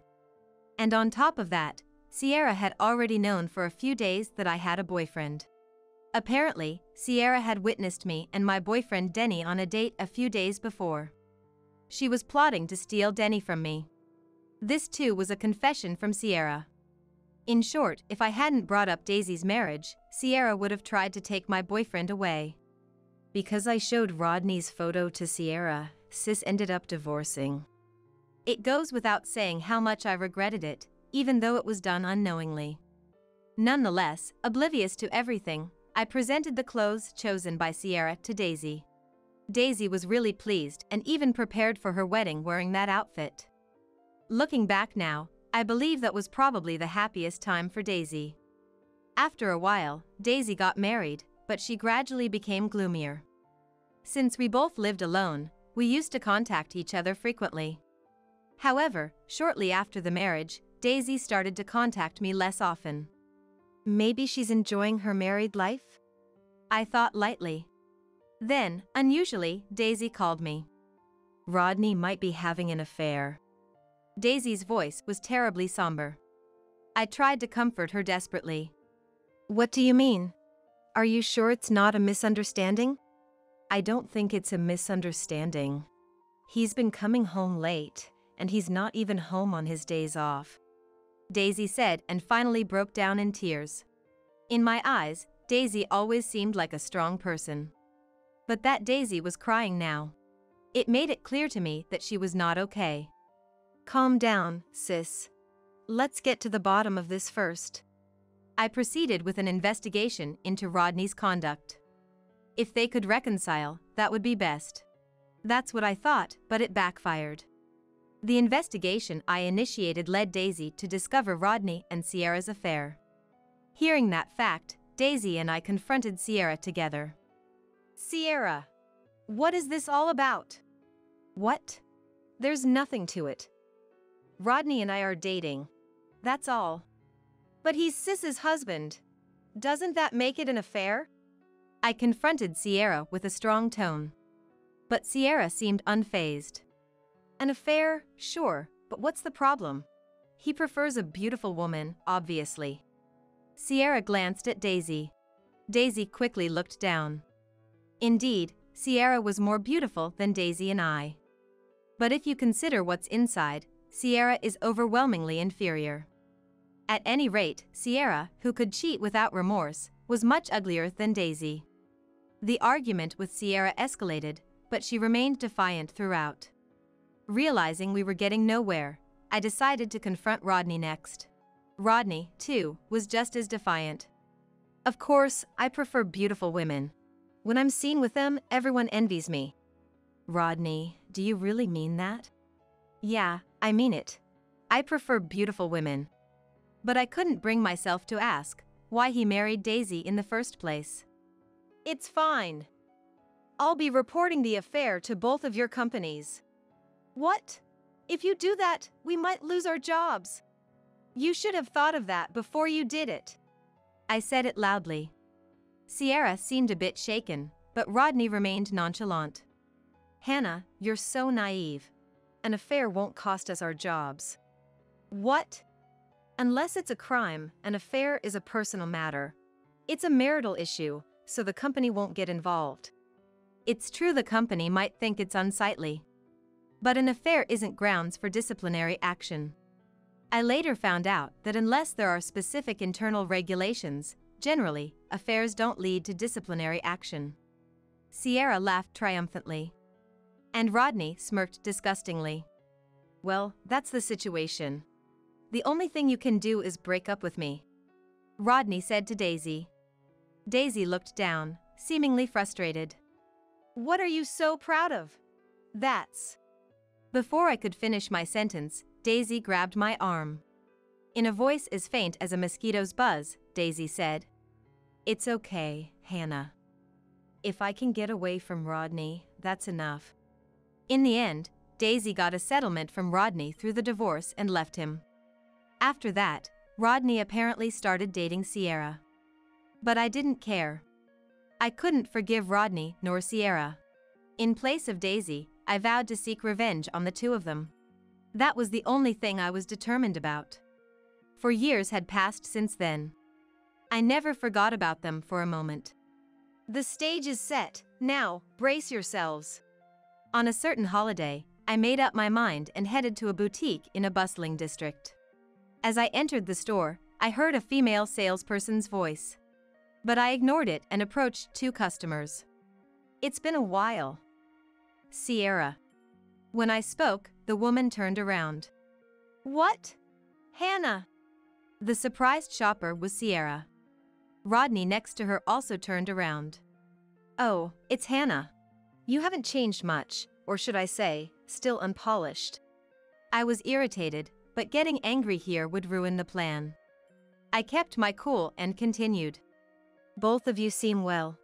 Sierra, have you gained a bit of weight? What? No way. I'm pregnant, Sierra retorted. This reaction was as expected. This is where the real challenge begins. I braced myself to continue, but before I could speak, Sierra said this. I'm pregnant, so give me $3,000. Laughing, Sierra extended her hand. I instinctively brushed it away. There's no way I'm giving you that. And why does it have to be such a high amount? To my question, Sierra sneered. Cute kids cost money. You wouldn't understand. That kid's surely going to be cute like Sierra. Unlike someone, she's probably going to be a beauty. Sierra and Rodney burst into laughter. I felt like my anger was about to explode. I just couldn't bear it anymore. Unintentionally, the words I'd been holding back slipped out. Actually, about that kid. As soon as they heard my words, Sierra turned pale, and Rodney looked shocked. Things went a bit differently than planned, but you could say it's a smooth start. But the real revenge starts now. They'll have to pay for what they did to Sis. Let them cry all night after losing everything. Well, that still wouldn't be enough for me. They might as well enjoy themselves for now. Because those smiles will soon fade away. Smiling to myself, I distanced myself from the quarreling Sierra and Rodney. Then Sierra noticed me distancing myself. Pointing at me, Sierra raised her voice. Why would you say such a thing to Rodney? That child isn't Rodney's child. What's that about? Oh? But isn't it true? It's definitely Rodney's child. We got married after all that. Her loud shout drew the gaze of everyone in the store toward us. I glanced around a bit before stoking the fire further. Is that so? Then that child's father is one of your affairs, right? But... As Sierra tried to retort loudly, Rodney cut in. Stop slandering. This child is mine. Are you going to ignore the fact that your wife is cheating, Rodney? When I questioned Rodney, his face turned bright red. Don't lie without any evidence. You're just trying to stir up trouble. That's right. Stop messing around. Sierra also retorted with a flushed face. It's about time, I thought, looking around. Well, causing a scene in the store is troublesome, so let's leave it at that. What? You started this. You know what? I'll sue you for defamation. Rodney laughed. That's a great idea. We could probably get about $10,000 out of it. Even Sierra agreed with Rodney's suggestion. I sighed and responded. Suit yourselves. But what if I actually have the evidence? What? Do you really have evidence of Sierra's affair? Well, who knows? I'll tell you the answer when we meet next. Bye for now. With that, I quickly left the store. Behind me, I could hear Rodney's shouting voice. Hey! Wait! We're not done talking. I pretended not to hear and quickly moved away from the store. A few hours later, I was at home while changing clothes. My phone rang unexpectedly. I knew you'd call me. I answered the phone with a small laugh. Immediately, Rodney's voice rushed in, speaking rapidly. Hey! About Sierra's affair, is it true? Answer me. He reacted just as I had anticipated. I couldn't help feeling pleased. Doesn't he realize it's a trap? I sighed softly and responded. The child in her belly might be yours, but there's also a good chance it belongs to her lover. So, the affair is real? You're free to think that. I answered provocatively. After a brief silence, Rodney spoke in a low voice. You have evidence, don't you? If you want, I might even give it to you. I had directly accused Sierra of having an affair. Meaning, Sierra would now be on guard, making it impossible to gather further evidence of her cheating. So the evidence I might possess becomes Rodney's only hope. He's thinking exactly as I planned. Considering this, Rodney responded. What should I do? What are your terms? Money? Of course not. I just want revenge. If you leave Sierra, that's enough for me. Needless to say, that was a lie. I have no intention of forgiving Sierra, nor Rodney. But for now, I'll pretend to cooperate with Rodney. Only for the sake of what's to come. Understood. So I just need to leave Sierra, right?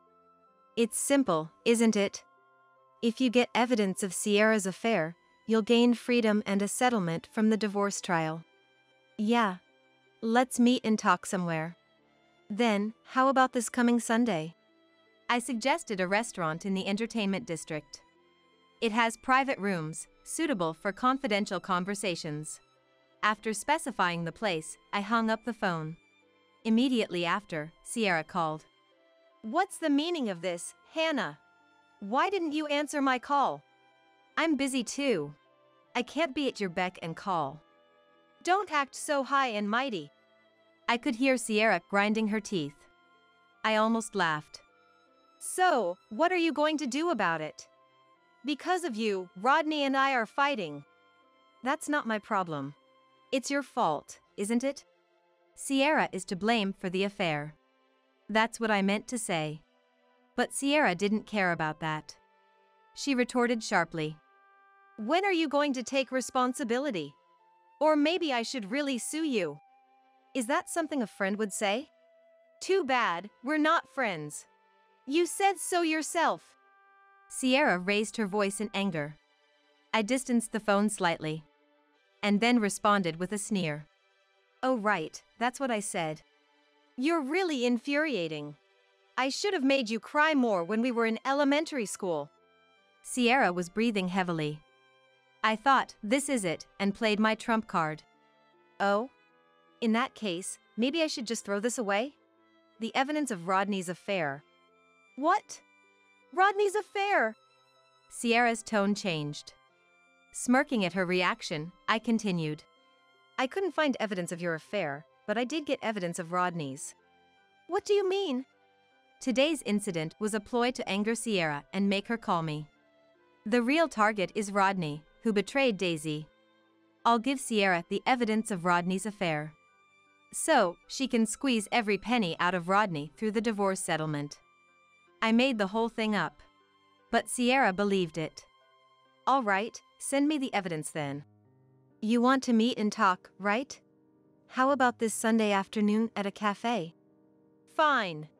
Bring me the evidence then. I'll make sure Rodney pays. After hearing Sierra say that, I hung up the phone with a sneer. Then, the next Sunday, as the time to meet Sierra approached, I left the house. The car's ready. Let's go. Denny, who had left the house earlier, opened the car door. I got in with a smile. After getting out of the car, I headed alone to the cafe where we agreed to meet. Sierra was already there when I entered. Sorry for being late. That's fine. Just show me the evidence already. Sierra extended her hand. I looked towards the entrance. Seeing the person there, I smiled and said to Sierra, Before that, a friend is here. Do you mind if he joins us? Is it your boyfriend? Denny, right? Close one. We're married now, so Denny is my husband. Saying that, I gestured towards the entrance. Sierra also looked over, laughing. In that moment, Sierra turned pale. At the same time, a loud voice filled the cafe. Sierra! You're back in the States! A man approached from the entrance. He was slightly older than us, dressed in a suit. What? Why is Alexander here? Well, a friend wanted to introduce me to his wife. The man referred to as Alexander turned around. And there was Denny. Denny spoke to Sierra. Nice to meet you, I'm Denny, Hannah's husband. I brought your affair partner. Hearing those words, Sierra stood up. As she tried to flee, I grabbed her hand. What's the matter? He's your affair partner, right? Introduce him. He's the father of your child in your belly? The child in your belly? Alexander looked at Sierra's pregnant belly. Then he burst into joy. You're pregnant with my child. That's why you said you were going abroad. By the way, Alexander is definitely Sierra's affair partner. Moreover, Sierra lied about going abroad. In short, she was trying to hide her pregnancy and the birth of her child. Because it would be troublesome if a man who's not her husband showed up at the hospital. But then, Alexander realized something. He slowly asked Sierra, Didn't someone mention me as your affair partner just now? No. It's about someone else. Sierra started making excuses while getting flustered. So, I decided to step in. It's all a lie. Sierra is married, and you are just an affair partner. Don't be fooled. Hannah! Don't stir up unnecessary trouble. Sierra tried to grab me, but in that moment, Alexander intervened. Sierra, what's all this about? Well, Sierra started to say something, but Denny interrupted by showing a photo. This is Sierra's husband. The rest is for you two to discuss. We'll be leaving now. Denny took my hand, and we left the cafe. Later, I heard the cafe turned into a battlefield. Meanwhile, Denny and I headed to a nearby restaurant. Just as we arrived, Rodney also showed up. Perfect timing, but who's that guy? He's my husband, Denny. I remember you had a fiancé. I didn't want to have a long conversation right there, as it could lead to complications. I hurriedly urged everyone to enter the restaurant. Inside, we were led to a private room in the back. But then, the waiter said something unnecessary. "Your companion is waiting inside," he said. Is there someone else inside? A lawyer? Well, kind of. It wasn't entirely wrong. I casually answered and entered the private room. Immediately, a woman's shrill voice was heard. I've been waiting for you, Rodney. What? Layla! Rodney seemed utterly shocked, nearly collapsing on the spot. Denny quickly supported Rodney. Then the woman called Layla spoke again. Thank you for helping my fiancé. Well, it's nothing. By the way, who might you be? Layla tilted her head. Her gesture was innocent as a young girl's. I felt it was cruel to make her cry, but I didn't hesitate to declare. I'm Hannah, the sister of Rodney's ex-wife. And this is my husband, Denny. Oh, is that so? But why would the ex-wife's sister be here? Because I'm the one who invited you all here. As soon as I said that, Rodney started to make a scene. Shut up! Don't say anything unnecessary. I won't say anything unnecessary. I'm just going to tell her that you're already married. The atmosphere froze at that moment. But I continued calmly. After leaving my sister, Rodney remarried my best friend. Quiet! Don't say anything more! Rodney continued to cause a commotion. Then Layla raised her voice. Please be quiet. We're in the middle of a discussion. Overwhelmed, Rodney closed his mouth. Seeing this, I continued. Then, hiding the fact that he was already married, he started a relationship with you. I narrated Rodney's current situation, his infidelities, and everything else. And ended with the fact that Rodney's current wife, Sierra, was pregnant. So, you're saying I was being cheated on? Layla asked. Well, yes, that's how it appears. Regardless, it's good timing. My father is also here, so we can have a thorough discussion. Layla gestured behind her. Looking back, there was a man with a fiery red face. So, that must be her father, I thought, and then Layla suddenly raised her voice. You do know my father is a lawyer, right? Rodney, are you prepared? Layla glared sternly at Rodney. Rodney, slightly intimidated, began to make excuses. It's not like that. My wife Sierra has been cheating, and I was planning to divorce her. So, you're not yet divorced? No. I mean, that's enough. I will sue you, Layla declared, and at that moment, Layla's dad grabbed Rodney. So you're the father? Nice to meet you. Rodney tried to smooth things over with a greeting. But it was futile. The room erupted into chaos, so Denny and I retreated outside. There, I told the staff who had rushed over due to the commotion. There's a disturbance inside. Please call the police. With that, the staff member called the police. The police arrived promptly. Later, we were also questioned, but ultimately it was treated as a family dispute and ended with a stern warning. However, while most were let off with that, it was not the end for Rodney. The police involvement became a problem at his workplace. Of course, the cause of the disturbance was thoroughly investigated. As a result, the affair came to light. Naturally, an affair alone would not lead to dismissal. But the company took issue with the police involvement.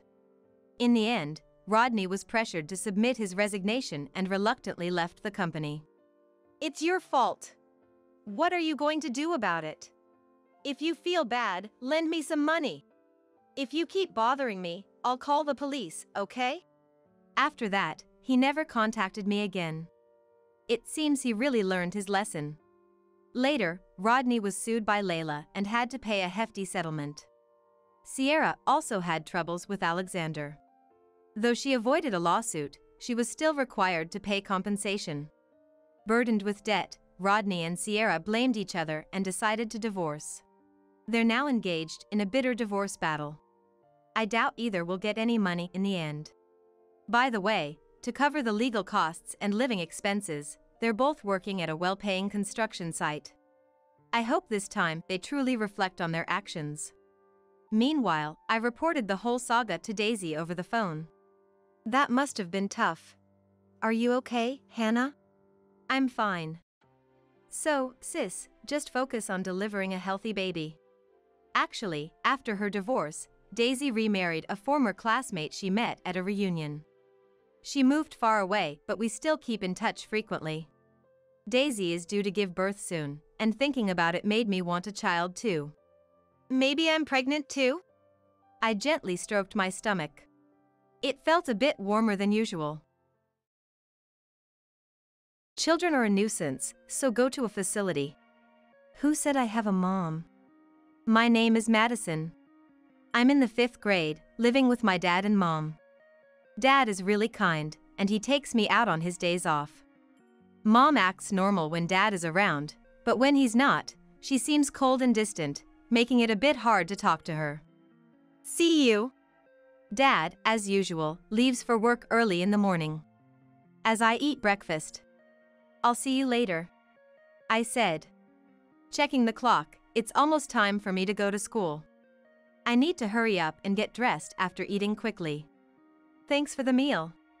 After finishing, I place my dishes in the sink and head to my room to change. Wait. Mom stops me, pointing to the sink. Who's going to wash these? Her eyes are cold, almost angry. Normally, I'd just change and go to school, but it felt like I'd be scolded if I did. I'll wash them, I murmured. What? I can't hear you, you're too quiet. Mom suddenly yells. My body trembles. But feeling guilty, I apologize.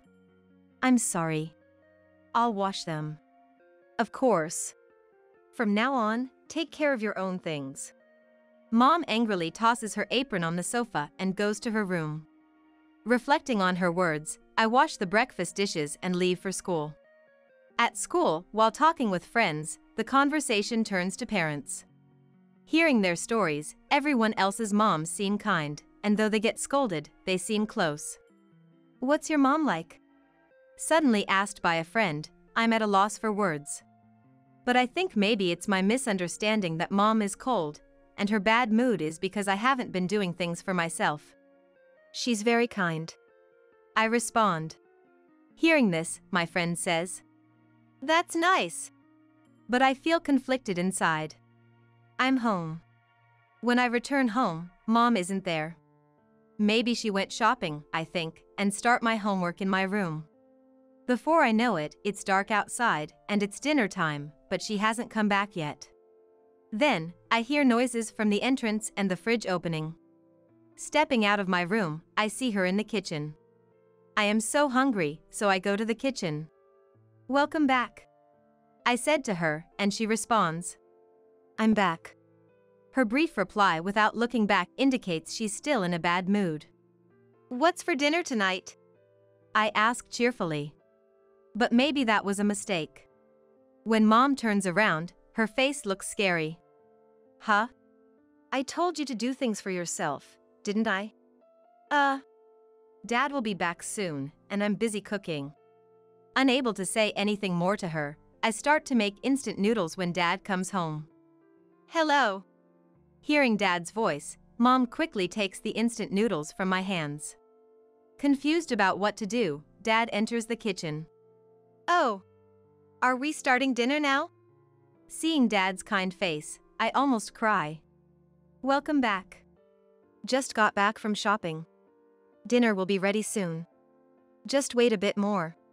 Mom's face softens. I can't tell if she's still angry, but the thought of eating Mom's cooking makes me happy. Later, we have dinner as a family, and I have a fun time playing games with Dad. Maybe Mom was just in a slightly bad mood. Thinking that there won't be any more scolding if I take care of myself properly, I fall asleep. From the next day, I try my best to do things by myself. I wash the breakfast dishes, fold the laundry, put it away, vacuum my room. And when Mom comes home late, I make instant noodles for myself. Thinking that this will surely make her happy, my face breaks into a smile. Mom hasn't praised me yet, but she's getting less angry. When Dad is around, the three of us have a good time together. I was happy about that. One time, I heard a groaning noise and woke up in the middle of the night. Thinking it might be a ghost, I dove under the covers. The groaning continued for a while, and as I trembled with fear, suddenly I heard an ambulance. It stopped nearby, and I realized it was right outside our house. Wondering who it was, I got out of bed and saw Dad being carried out. Dad! I shouted, rushing over. Dad looked pale and was sweating, obviously in a lot of pain. Tears came to my eyes, and clinging to the paramedic. Please save Dad! I begged. The paramedic put a hand on my head. We're taking him to the hospital now, he said. Then Mom and I followed the ambulance to the hospital, where Dad was taken away. We could only wait in the designated area. I was filled with anxiety, wondering what would happen if we lost Dad. But Mom, next to me, was handling her phone, not seeming worried at all. I cried alone, waiting for someone to tell me it was going to be okay. After what felt like an eternity, a doctor came over to us. Mom and the doctor spoke about something complicated, and all I understood was that Dad was ill and needed to be hospitalized. I was shocked that Dad had to fight a disease, and he couldn't come home for a while.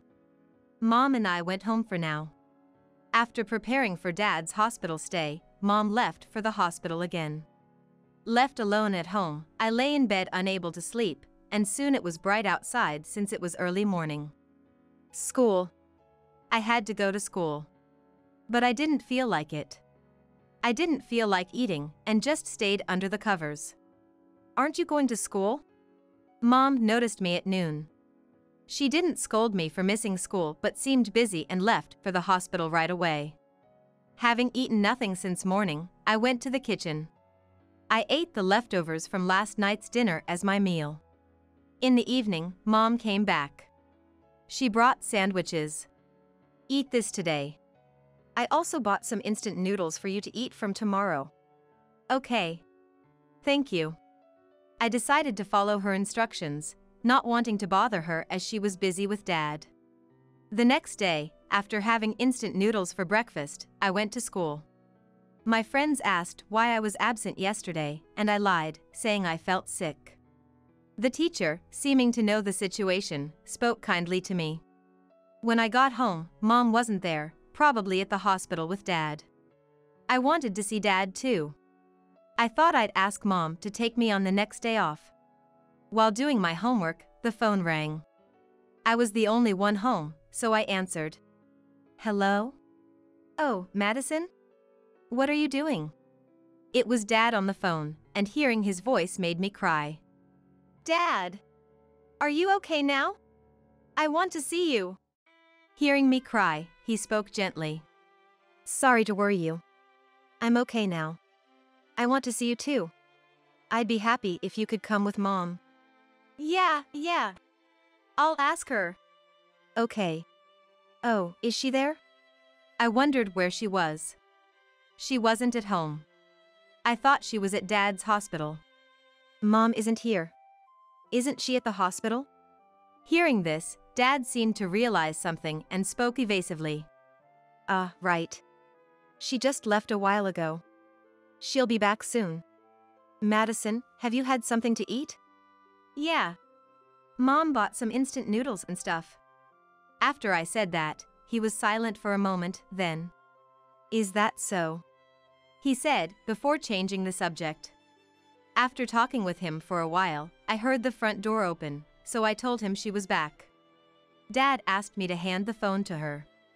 And when she, who had just returned, took over the phone, she looked a bit shaken as she talked to Dad.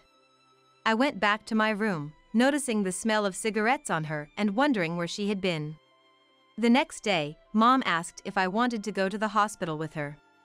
I said yes, even though she seemed a bit reluctant, but she took me. Seeing Dad after a long time. He was connected to Infor but smiled when he saw me. Madison, you came. I hugged him.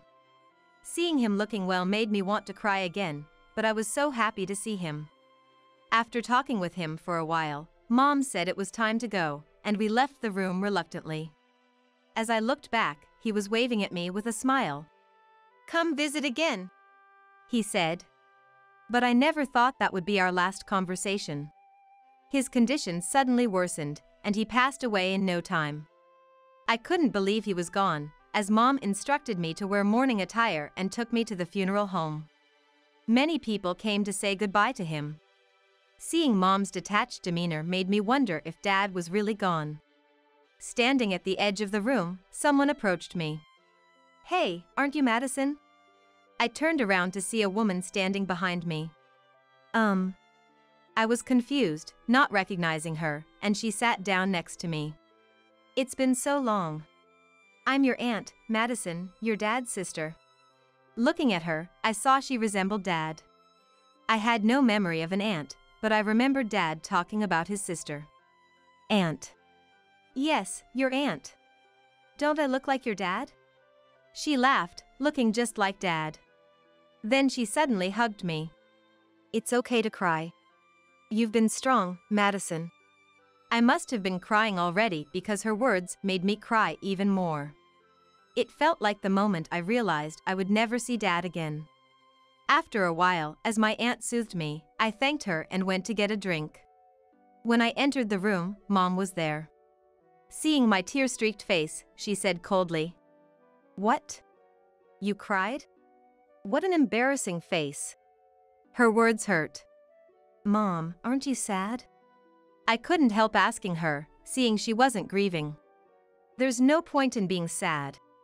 He's gone. I trembled at Mom's cold words. I wondered if she hated Dad, despite all the happy times we had as a family. As I stood frozen, my aunt came over. "Oh, long time no see," she said with a smile, and Mom's expression changed. "Oh, it's been a while. Anything I can help with?" "No. There's nothing." "Then, Madison, let's go over there." My aunt took my hand and led me out of the room. It was clear that Mom was uncomfortable around her. Afterward, I stayed with my aunt until Dad's funeral ended. "Madison, it's time to go." A while after the funeral, Mom came to pick me up. My aunt had been holding my hand the whole time, but she let go to say goodbye. Her face looked a bit sad. "Madison, see you again." "Yeah, see you." Reluctantly leaving with Mom, an unfamiliar car pulled up. "Sorry to keep you waiting." A man, apparently Mom's acquaintance, was driving, and she opened the car door. I instinctively resisted getting into the car with a stranger. "Stop dawdling and get in." Mom's tone was unlike anything I'd heard from her before, and I reluctantly got in the car. The car drove in the opposite direction from our home, and I just watched the passing scenery outside. Feeling a bit scared in a car, not knowing where we were heading. "We're here. Get out now." As I was told to get off, there was a large building and I had no idea where I was. "Mom, where are we?" I asked, and Mom, lighting a cigarette, replied, "Kids are a nuisance, so off to the facility you go." "What?" Not understanding what I was told, a strange man and Mom drove away. I tried to chase the car for a while, but obviously couldn't catch up and gave up when I tripped. Lost and not knowing where to go, I was heading back to where I was left. Then, a car stopped beside me. The window rolled down and it was my aunt in the driver's seat. "Never thought it'd come to this. Madison, get in." Relieved to see my aunt, I quickly got into the car. She stroked my head and I cried quietly as my tension melted away. "How many times are you going to cry today, poor thing?" Riding in my aunt's car, we arrived at a house. It seemed to be her home.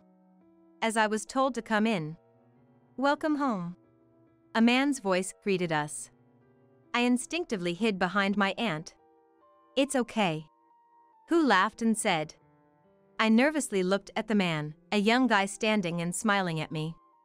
"Sorry, got you scared, huh? I'm this lady's husband. I guess I'm your uncle, in a way." He extended his hand for a handshake. Comforted by his kind face, I shook his hand, and he smiled again.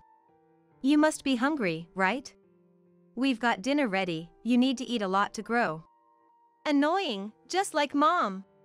Hearing their cheerful conversation, I couldn't help but smile too. Then my stomach growled, making me feel embarrassed, and they both burst into laughter.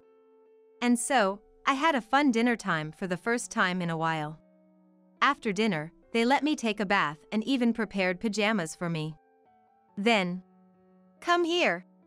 As I was invited to the living room, they had prepared hot milk for me. "Hot milk? Aren't you too old for that, Madison?" "Hey! Don't kids love hot milk?"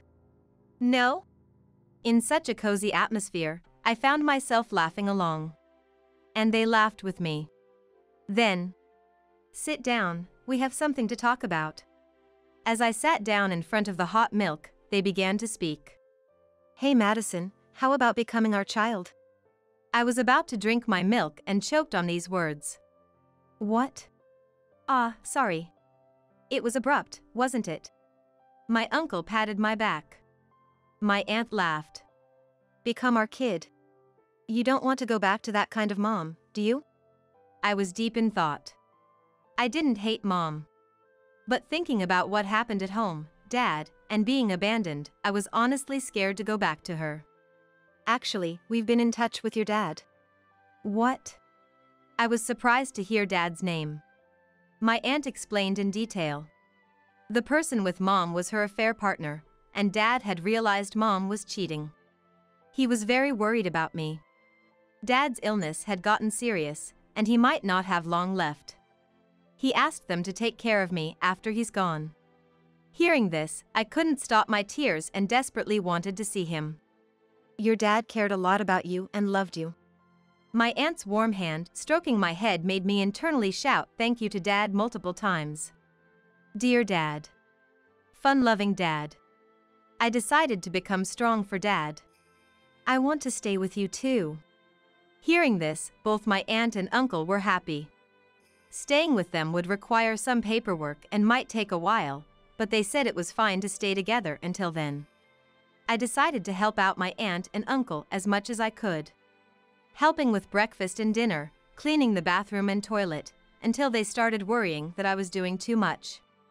Told to play like a grade schooler, I couldn't think of anything to do, so I decided to start on my homework. "Madison, were you always doing chores at home?" I was asked by my aunt during dinner. When I nodded, my uncle sitting next to me hugged me. "You've had it tough for a grade schooler." "It's normal to help out. But I'm worried you've been pushing yourself too hard." Indeed, maybe I was trying too hard to get praise from Mom. Realizing something I hadn't been aware of before, I fell silent. All that effort, never praised. I guess she never really cared. "You don't have to worry about anything here. You can help out, but what you should focus on are friends, school, and yourself. Take care of yourself." My aunt's words resonated with me. My uncle, looking like he might cry, nodded repeatedly. I felt so happy to be with them. 2 weeks after Dad's funeral, I was called to the staff room at school. Wondering what it was about, I was told that Mom had called. The teachers probably didn't know the full story. Thinking it would trouble them if I didn't answer, I picked up the phone with trembling hands. "Hello." "Madison. Answer the phone quickly." Her voice, which I hadn't heard in a long time, was a shout, just like before. "Where are you? You're not at the facility I left you at." I couldn't find my voice and remained silent. "Are you listening? Well, never mind. I'm coming to pick you up. Then I'll get some allowance money. I need money right now." Hearing this, I felt my feelings for her cool. To think I wanted love, praise, and even betrayed Dad for someone like this. I was filled with regret. Now I have my aunt and uncle. I have a place where I belong. Dad is watching over me. I can be strong. I don't have a mom, do I? Before I knew it, I had said that to her. What? What are you talking about? You must be mistaken. Goodbye. Wait. I hung up the phone on my own.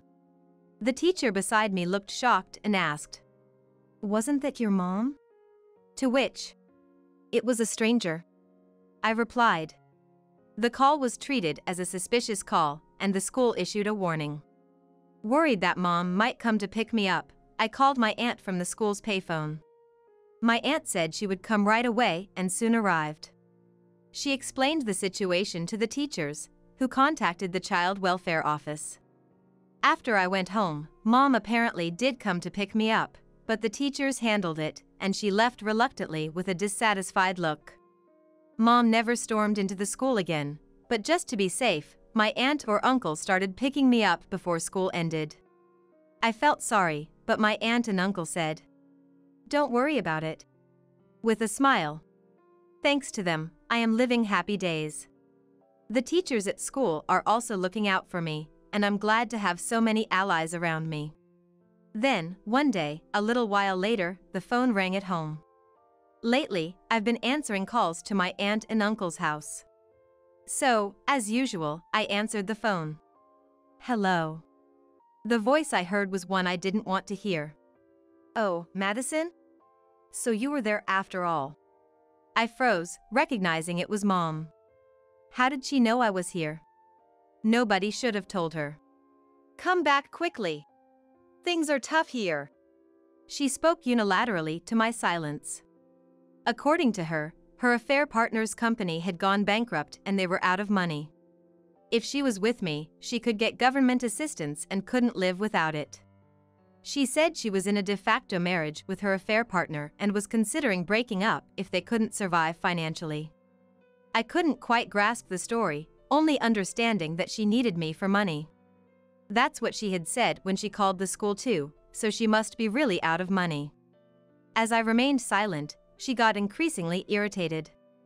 As I was being yelled at, the phone was taken from me. Turning around in surprise, there stood my aunt, smiling at me. But in the next moment, her face turned into a frightening one. "Answer when spoken to. Are you listening?" "Enough. I can hear you even without the yelling." "What?" Mom's voice, audible over the phone, suddenly stopped. I was tense. "Aren't you ashamed to be a mother? Telling your daughter to come back just for money? That's ridiculous. What do you think Madison is? You are none of your business. Madison is my daughter. Give her back." "Who was it that left your daughter in front of a facility?" "Don't talk so high and mighty. I'll tell the police. Say that she was kidnapped." "Go ahead, say it. We have evidence of the terrible things you've done to Madison. Actually, please tell the police. It might solve things quicker." "What did you say?" Listening to the argument between my aunt and Mom, I felt a bit down, like I was causing trouble. Then, my uncle, who had returned at some point, patted my head from behind. "It's okay. Leave it to us. It's time for the adults to step in." Saying that, he took my hand and made hot milk again. "Madison likes hot milk, right? You drink quite a lot of it." "Yeah. I thought it was delicious the first time I tried it. That's why I like it." Hearing this, my uncle smiled happily. After a while, my aunt came back to the living room. Seeing my worried look, she awkwardly patted my head. "What's with that face?" "Don't worry. She's no match for me." While fixing my hair. "Thank you," I said to her. Then I helped with dinner preparation. I never knew helping out could be so enjoyable until I came to my aunt and uncle's house. A few days later, when the phone rang, it was Mom again. Even though my aunt and uncle told me not to answer the phone anymore, I wanted to help them in some way. "Madison? Mom is really in trouble. I need your help. Like I said before, I don't have a mom. Well, what an ungrateful child. Weren't you raised by mom? Have you forgotten the happy days spent with Dad and me? The mention of Dad surprised and irritated me. I had fun when Dad was with me. But the kind one was only Dad. Mom abandoned me. I was surprised at how loud my voice was when I spoke up. Then I felt my mood clearing. From then on, I talked back to everything she said. Are you even my child? I didn't abandon you. I just left you there. You said, kids are a nuisance, so go to the facility. You said it while laughing. Such a person is not a mom. I was forced to say that. It's not my fault. Still, I was abandoned. So I don't have a mom. If I have a mom, it's Abigail. Dad is Timothy and my deceased dad. Are you brainwashed? Stop talking nonsense and come back quickly. Before I knew it, I was arguing with Mom while crying. But strangely, I felt lighter, as if I had been holding back a lot until now. At least, let me live in the house you're staying in. I can't even eat if things stay like this. No. Don't bother the people I love. Suddenly feeling someone's presence, I turned around to see my aunt and uncle standing there. My aunt patted my head. Well said. My uncle nodded, almost crying. Then my aunt took over the phone, talking to Mom. She seemed strangely happy. According to my uncle, he was happy to hear my words. I'm glad to be called Dad. He also said to me. It was something I said on my own, but if they're happy, maybe it's okay to think that way? I felt happy too. After that, there were no more calls from Mom for a while. Probably thanks to my aunt and uncle. Since I started living with them, they bought me a mobile phone. I was so excited to have my first mobile phone, and I exchanged contact information with friends who had phones, enjoying more than ever before. On a day of continued peace, the house phone, unusually, rang. Since the incident with Mom, the school had started contacting my aunt or uncle's mobile phones, and I had been given a mobile phone, so calls from friends came to my mobile. Wondering who it could be, I answered hesitantly. Hello. Contrary to my high spirits, the person on the other end sounded very down. Hello, it's me. At first, I didn't recognize who it was and thought it might be a wrong number. I had been told at school not to talk to strangers, so I was about to hang up. It's Mom. You've forgotten my voice? Ah. Upon hearing this, I listened carefully. And indeed, it was Mom's voice, but so lacking in energy that I had not recognized it. You're already in 6th grade, aren't you? There's no one else here right now. Saying that made Mom start to cry. I was stuck, not knowing what to do. Actually, I'm in the hospital. I've fallen ill. What? Hearing about her being sick and in the hospital made me think of Dad.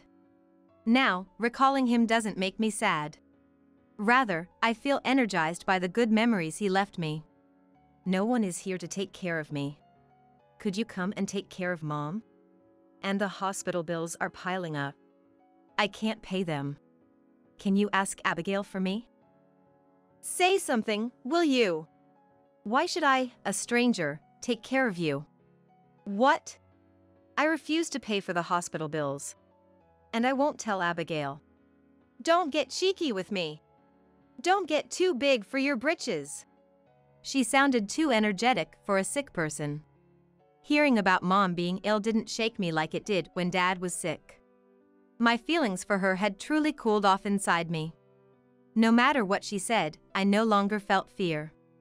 I didn't want to complain or say anything. Just felt sorry for her. I vowed never to become like her, even when I grow up. I was surprised at how coldly I could respond. I've been given a mobile phone. And we hardly use the house phone anymore, so it's likely going to be disconnected. So this is really goodbye. Hearing this, Mom panicked. Don't say that. Please? Oh, then give me your mobile number. That's impossible. There's really no one to take care of me. No one to help with money. Then I'll contact someone who seems like they could help. Mom seemed a bit mistaken by my words, sounding slightly hopeful. Hearing her hopeful voice made me sigh. I asked for the name of the hospital and hung up. Then immediately contacted my aunt. I told her about the conversation, and she worried about me but praised me for handling it well. When I made a request, she agreed and quickly contacted someone. Just as I told Mom, someone who might take care of her. A few days later, I noticed the house phone ringing persistently. It was probably Mom, I thought, and I didn't answer. It continued until night, even when my aunt and uncle came home. When I mentioned the constant ringing, my aunt sighed and answered the phone. Sure enough, it was Mom, and my aunt ended up in a battle with her. Mom kept demanding to talk to me, and my aunt refused. Mom's voice, overheard through the phone. I didn't hear that my brother was coming. Why did you call him? She sounded panicked that her own brother had shown up. The person I asked to contact my aunt was Mom's brother. I had remembered hearing before that Mom greatly disliked her brother. He was described as very stubborn, a person of deep loyalty and sentiment. Therefore, her affair was something that couldn't be tolerated. Her brother, having heard about it from my aunt, seemed furious and said he would come to pick her up immediately. Their sibling reunion after several years turned out to be a disaster. That seemed to have directed her anger towards us. My aunt, who had been battling with Mom, was unusually replaced by my uncle, who said, "Let me handle this." He is usually very kind, so I wondered if he could handle Mom, but as soon as he took over, his expression became fierce. He's scarier than me when he gets angry. My aunt whispered to me. Hey, cut it out. If you're so eager to talk, I'll tell you. I'll make you apologize in front of Madison. Sick or not, it doesn't matter. Be ready. My uncle yelled, and then apparently Mom hung up the phone. She hung up. After the call, my uncle was his usual self, laughing. It seems true that people who rarely get angry can be frightening when they do. After that, Mom was forcibly taken to her brother's house. It turned out that her illness was something that could be cured quickly, and she was able to leave the hospital soon. Mom, who had planned a lavish life with her affair partner, was taken to her brother's farm and had to help with farm work while living there. She initially resisted the farm work, but under her brother's pressure, she begrudgingly worked. Of course, she couldn't afford to buy luxury brands anymore and had to use second-hand clothes given by the villagers. As for me, it seems that all the paperwork was completed, and I was able to become the child of my aunt and uncle. They threw a celebration party for me, and I laughed more than ever before. And surprisingly, I found out that next year I would have a little brother or sister, which made me very happy. I resolved to cherish my family. From the bottom of my heart, that's what I think. Really, she should just hurry up and leave this world. She's such a nuisance. We, the married couple, said about our son's wife whom we disliked. Ever since she started living with us, she kept making snide remarks. Day after day of accumulated stress. I wondered if we had to continue living with her verbal abuse and harassment. Then, one day, for some reason, she gifted me a luxury car worth $50,000. I got it serviced, so it's ready to drive, LOL, she said. Having no interest in luxury cars, I decided to let our son use it. However, when our son returned home 5 hours later in the new car, he was furious at his wife. She was surprised and began to apologize, tears streaming down her face. I am Addison, 65 years old. I live with my husband Ivan, our son Jake, and his wife Betty. Ivan has been a construction worker for many years, and even after retiring, he still helps out occasionally. After graduating from college, Jake joined a top company and then incredibly started his own. It's a web-related company, but I don't know much about it. However, the business seems to be doing well, as he often happily talks about his colleagues. Originally, Jake and Betty lived separately from us. But, concerned about us aging and living alone, he moved his company closer to our home. After becoming independent, they started living with us, but instead of a happy family, a major problem arose. Betty, our son's wife. She constantly found reasons to complain about me and Ivan. The bathroom is dirty. Ivan, don't use it, please. How dare you speak like that? But it's really dirty. It's just unhygienic.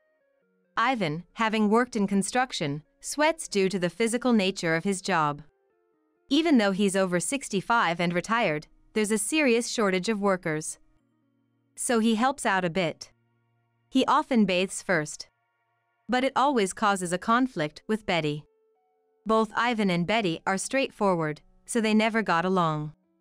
Betty has been in a bad mood ever since she moved in with us. Born and raised in the city, she probably hated the idea of living a bit more rurally with us. What is this house? There are bugs. Well, of course, there are bugs. Unbelievable. I never had bugs when I lived in a condo. This is the worst. Get them out. Our house is a single-family home. Jake rebuilt it, so it's pretty nice, but somehow, spiders and other bugs get in.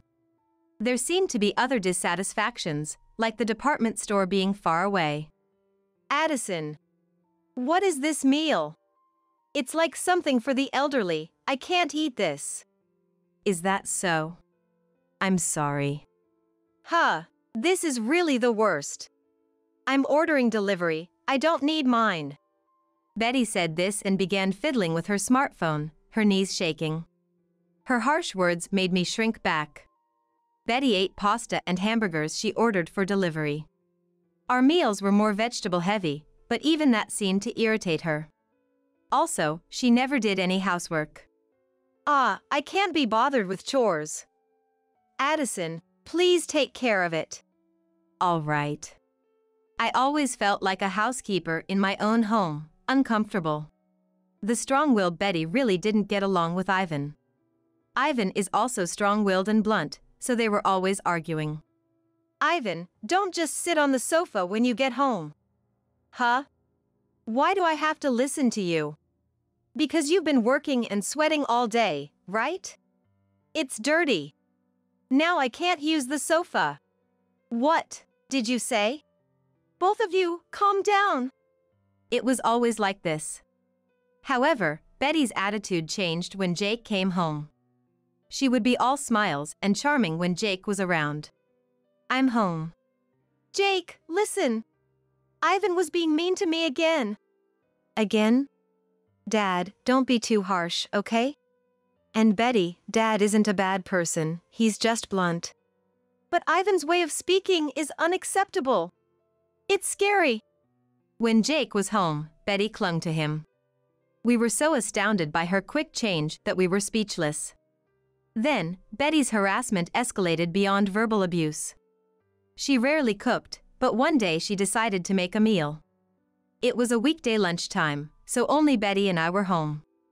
She seemed to be making pasta, warming up some ready-made meat sauce while looking at her smartphone. The moment I tasted the dish she served, I started coughing. It's spicy. What is this? Your face is so red. That's hilarious. Betty laughed out loud. She put death sauce, hotter than Tabasco, into my portion. She laughed at me as I desperately drank water and coughed. Other harassments included setting the bath water too hot and deliberately dirtying the laundry. I couldn't take it anymore and decided to talk to Jake. Sorry to bother you after work. It's about Betty. Things have been really bad lately. Bad in what way? She purposely put death sauce in my lunch, made the bath too hot to enter. If there are things she's unhappy about, I'm willing to try and fix them, but could you talk to her? Really? Jake was surprised and called Betty right away. Are you harassing Mom? No way. I would never do that. What did Addison say about me? That's terrible. But you put death sauce in my lunch the other day. And there's more. That's not true. I just wanted to spice things up a bit and it went wrong. I just wanted to make a delicious pasta for Addison. I'm not good at housework. Mom, I'm sorry. Betty isn't really good at housework. It wasn't on purpose.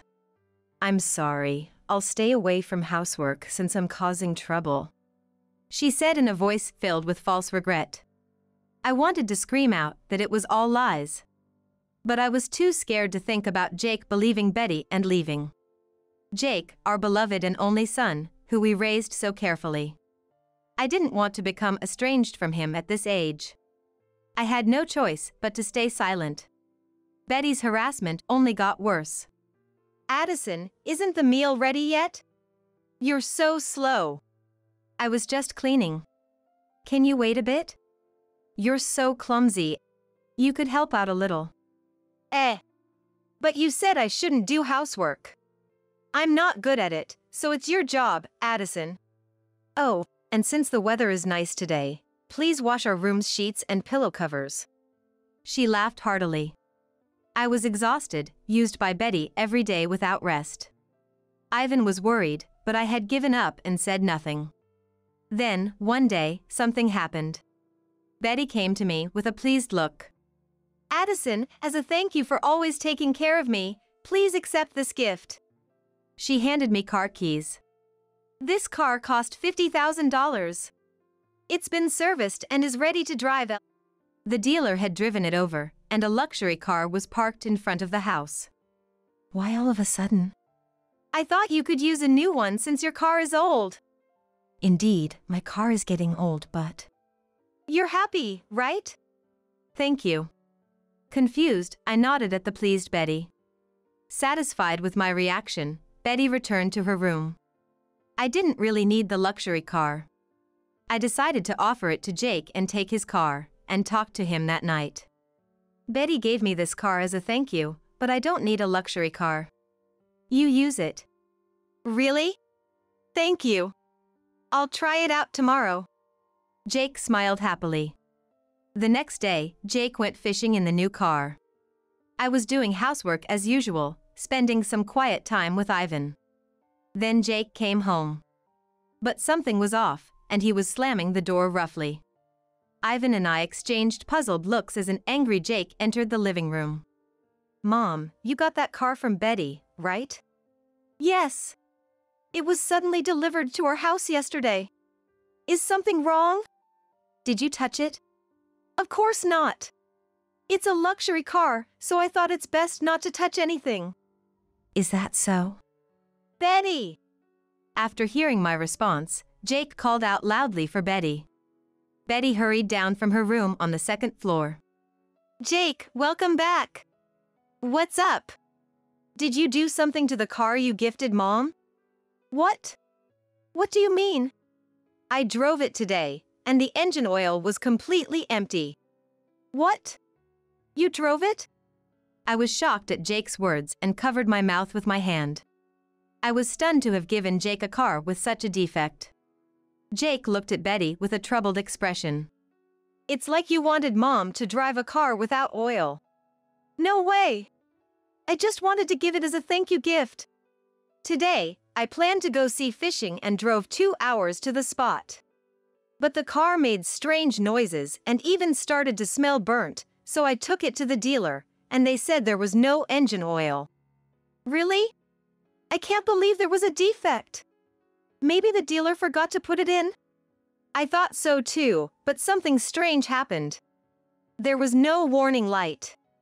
Normally, when the engine oil runs out, a warning light should come on, but it didn't light up at all. What? I requested a proper service. That's a lie. What? Betty's expression stiffened at Jake's words. The person who repaired it happened to be the same person who serviced that car. He said it was strange to get a request to remove the oil and disable the warning light so that no one would notice. It was you, wasn't it? I don't know anything about it. Betty had deliberately drained the engine oil to make me drive the car. The thought that the engine could fail or cause an accident was terrifying. I never thought you would do such a thing. No, it's not true. Believe me. It is true. Ivan, who had been silent, suddenly spoke up. Everyone fell silent at Ivan's sudden intervention. Then, Ivan took something out from behind the living room plant. He showed Jake and the others what he removed from the plant. A camera? Yes. We've been troubled by her harassment for a long time. Thinking you wouldn't believe us, I consulted someone at work, and they suggested keeping evidence. A young guy at work, who's good with cameras and computers, secretly installed these in various places around the house. He set it up so we can view the data on a computer. Ivan then went to his room and brought back his computer. He wasn't usually a computer user, but he awkwardly operated it and played the camera footage. All the harassment and verbal abuse against me were recorded. Addison didn't say anything, but it was clear she was being relentlessly worked and was visibly tired. I'm sorry, but if things don't change, we want you two to leave. Jake clenched his fists tightly at Ivan's words. It's not true. This is all a lie. What's a lie? You've been lying to me all this time, saying Mom and Dad harass you, are too strict. How could you do such things to someone's parents? I'm sorry. Please forgive me. I won't do it again, okay? I can't live with someone who can casually do such terrible things to others. Let's get a divorce. Divorce? That's a problem. Do you know how much that car cost? I took out a loan and can't pay it back. So you married me for the money. That's not true. I couldn't stand to look at Betty's flustered excuses. I always knew Betty was after the money. She must have been freely using Jake's credit card to shop. Everything she wore was branded.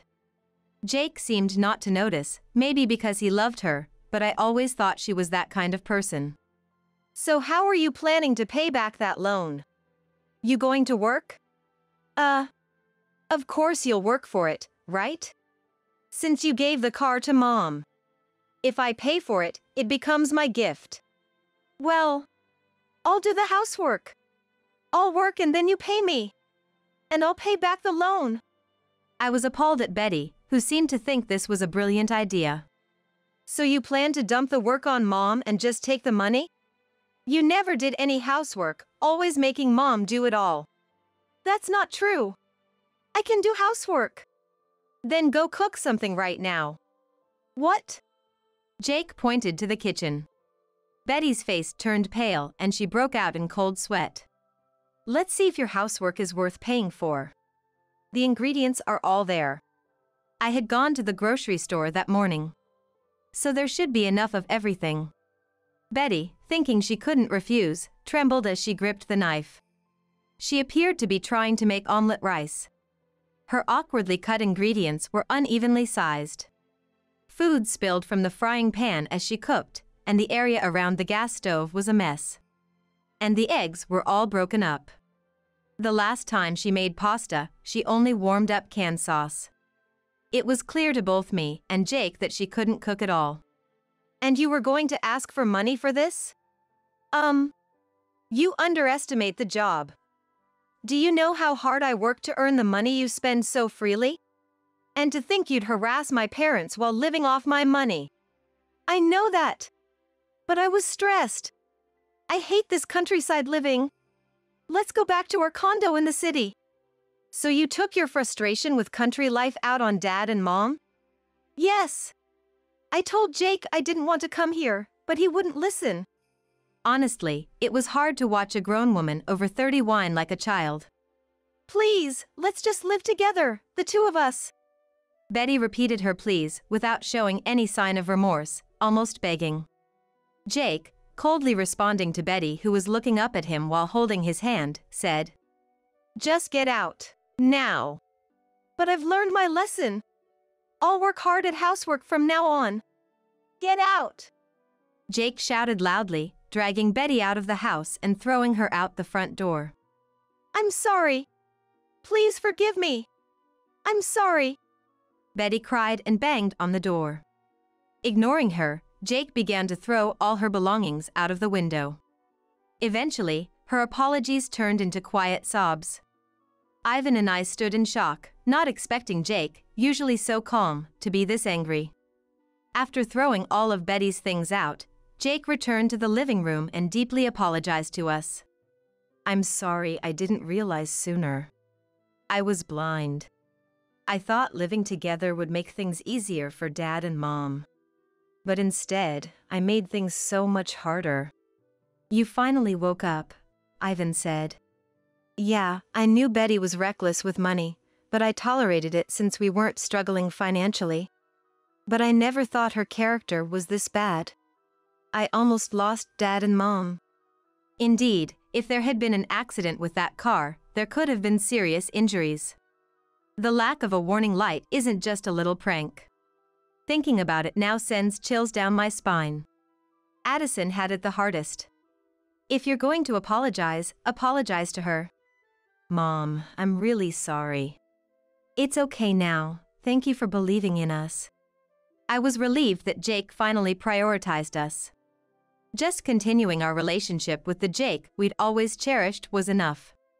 Ivan, now that Betty was gone, didn't seem to care much, saying, "We got caught by a strange woman," and casually started watching TV. Betty, having picked up her belongings, was nowhere to be seen. After that, Betty called almost every day. "It's your fault! It's all your fault!" She would scream in a high-pitched voice until hanging up. When Ivan answered, she would just shout, but she seemed to cry and apologize when Jake picked up. The harassment wasn't just through phone calls. Garbage and dead rats started appearing at our front door. "What's all this?" "Let's get evidence first," Ivan said. He took photos with his mobile phone and cleaned up the mess, putting the carcasses in a plastic bag. There's no way such bold harassment would go unnoticed. It seemed Jake and our neighbors had noticed too. A neighbor friend called, worried about a strange woman lurking around our house. After asking Ivan's construction company to install security cameras, we caught the entire act on video. Seeing this, Jake sighed. Then the next day, Jake went to the police and filed a report. Eventually, Betty was charged with multiple crimes, including threats and obstruction of business. The recorded phone calls and the garbage left at our front door served as evidence. She also caused trouble by showing up every day at Jake's company to apologize. Such a selfish person. Her selfishness led to more fines, increasing her debts. After that, she apparently sold her branded bags and clothes to scrape by. She got a job, but, inexperienced in the workforce, she couldn't keep it and ended up working at a nightclub to make ends meet. Even there, she couldn't compete with the younger crowd and wasn't earning much, living day to day in a very old apartment. This is what I heard from a neighbor. After she caused a scene, crying and screaming at our front door, the neighbors asked what happened, so I told them everything. It quickly spread around the neighborhood, turning into gossip. I thought she would move far away, but without money to move, she's stuck near our lower rent area, living in an apartment about a 10-minute walk away. Any sighting quickly becomes neighborhood gossip. The neighbors, even more talkative than me, seem to know more about Betty's life. Rumors about her are endless, drunk every night, constantly fighting with different men. Jake's company is doing well, and he's busy every day. Seemingly done with romance for now, he's reaping the rewards of his hard work. "How about going on a trip?" he suggested. "Really? That would be nice." As an apology for all that happened. "Let's go to a spa." We still live together, Jake, Ivan, and me. Life has been peaceful and comfortable since Betty left. Jake occasionally takes us out for meals and shopping, showing his filial piety. I'm proud of how kind he has become. "Is there anything you want?" Jake often asks. But I don't really want anything. I'm not interested in luxury goods, and while I'm proud of Jake for starting his company, I don't want to splurge with his money. More than anything, I'm happy just living peacefully as a family of 3. Of course, I'd be happy if Jake brought home a wonderful woman next time.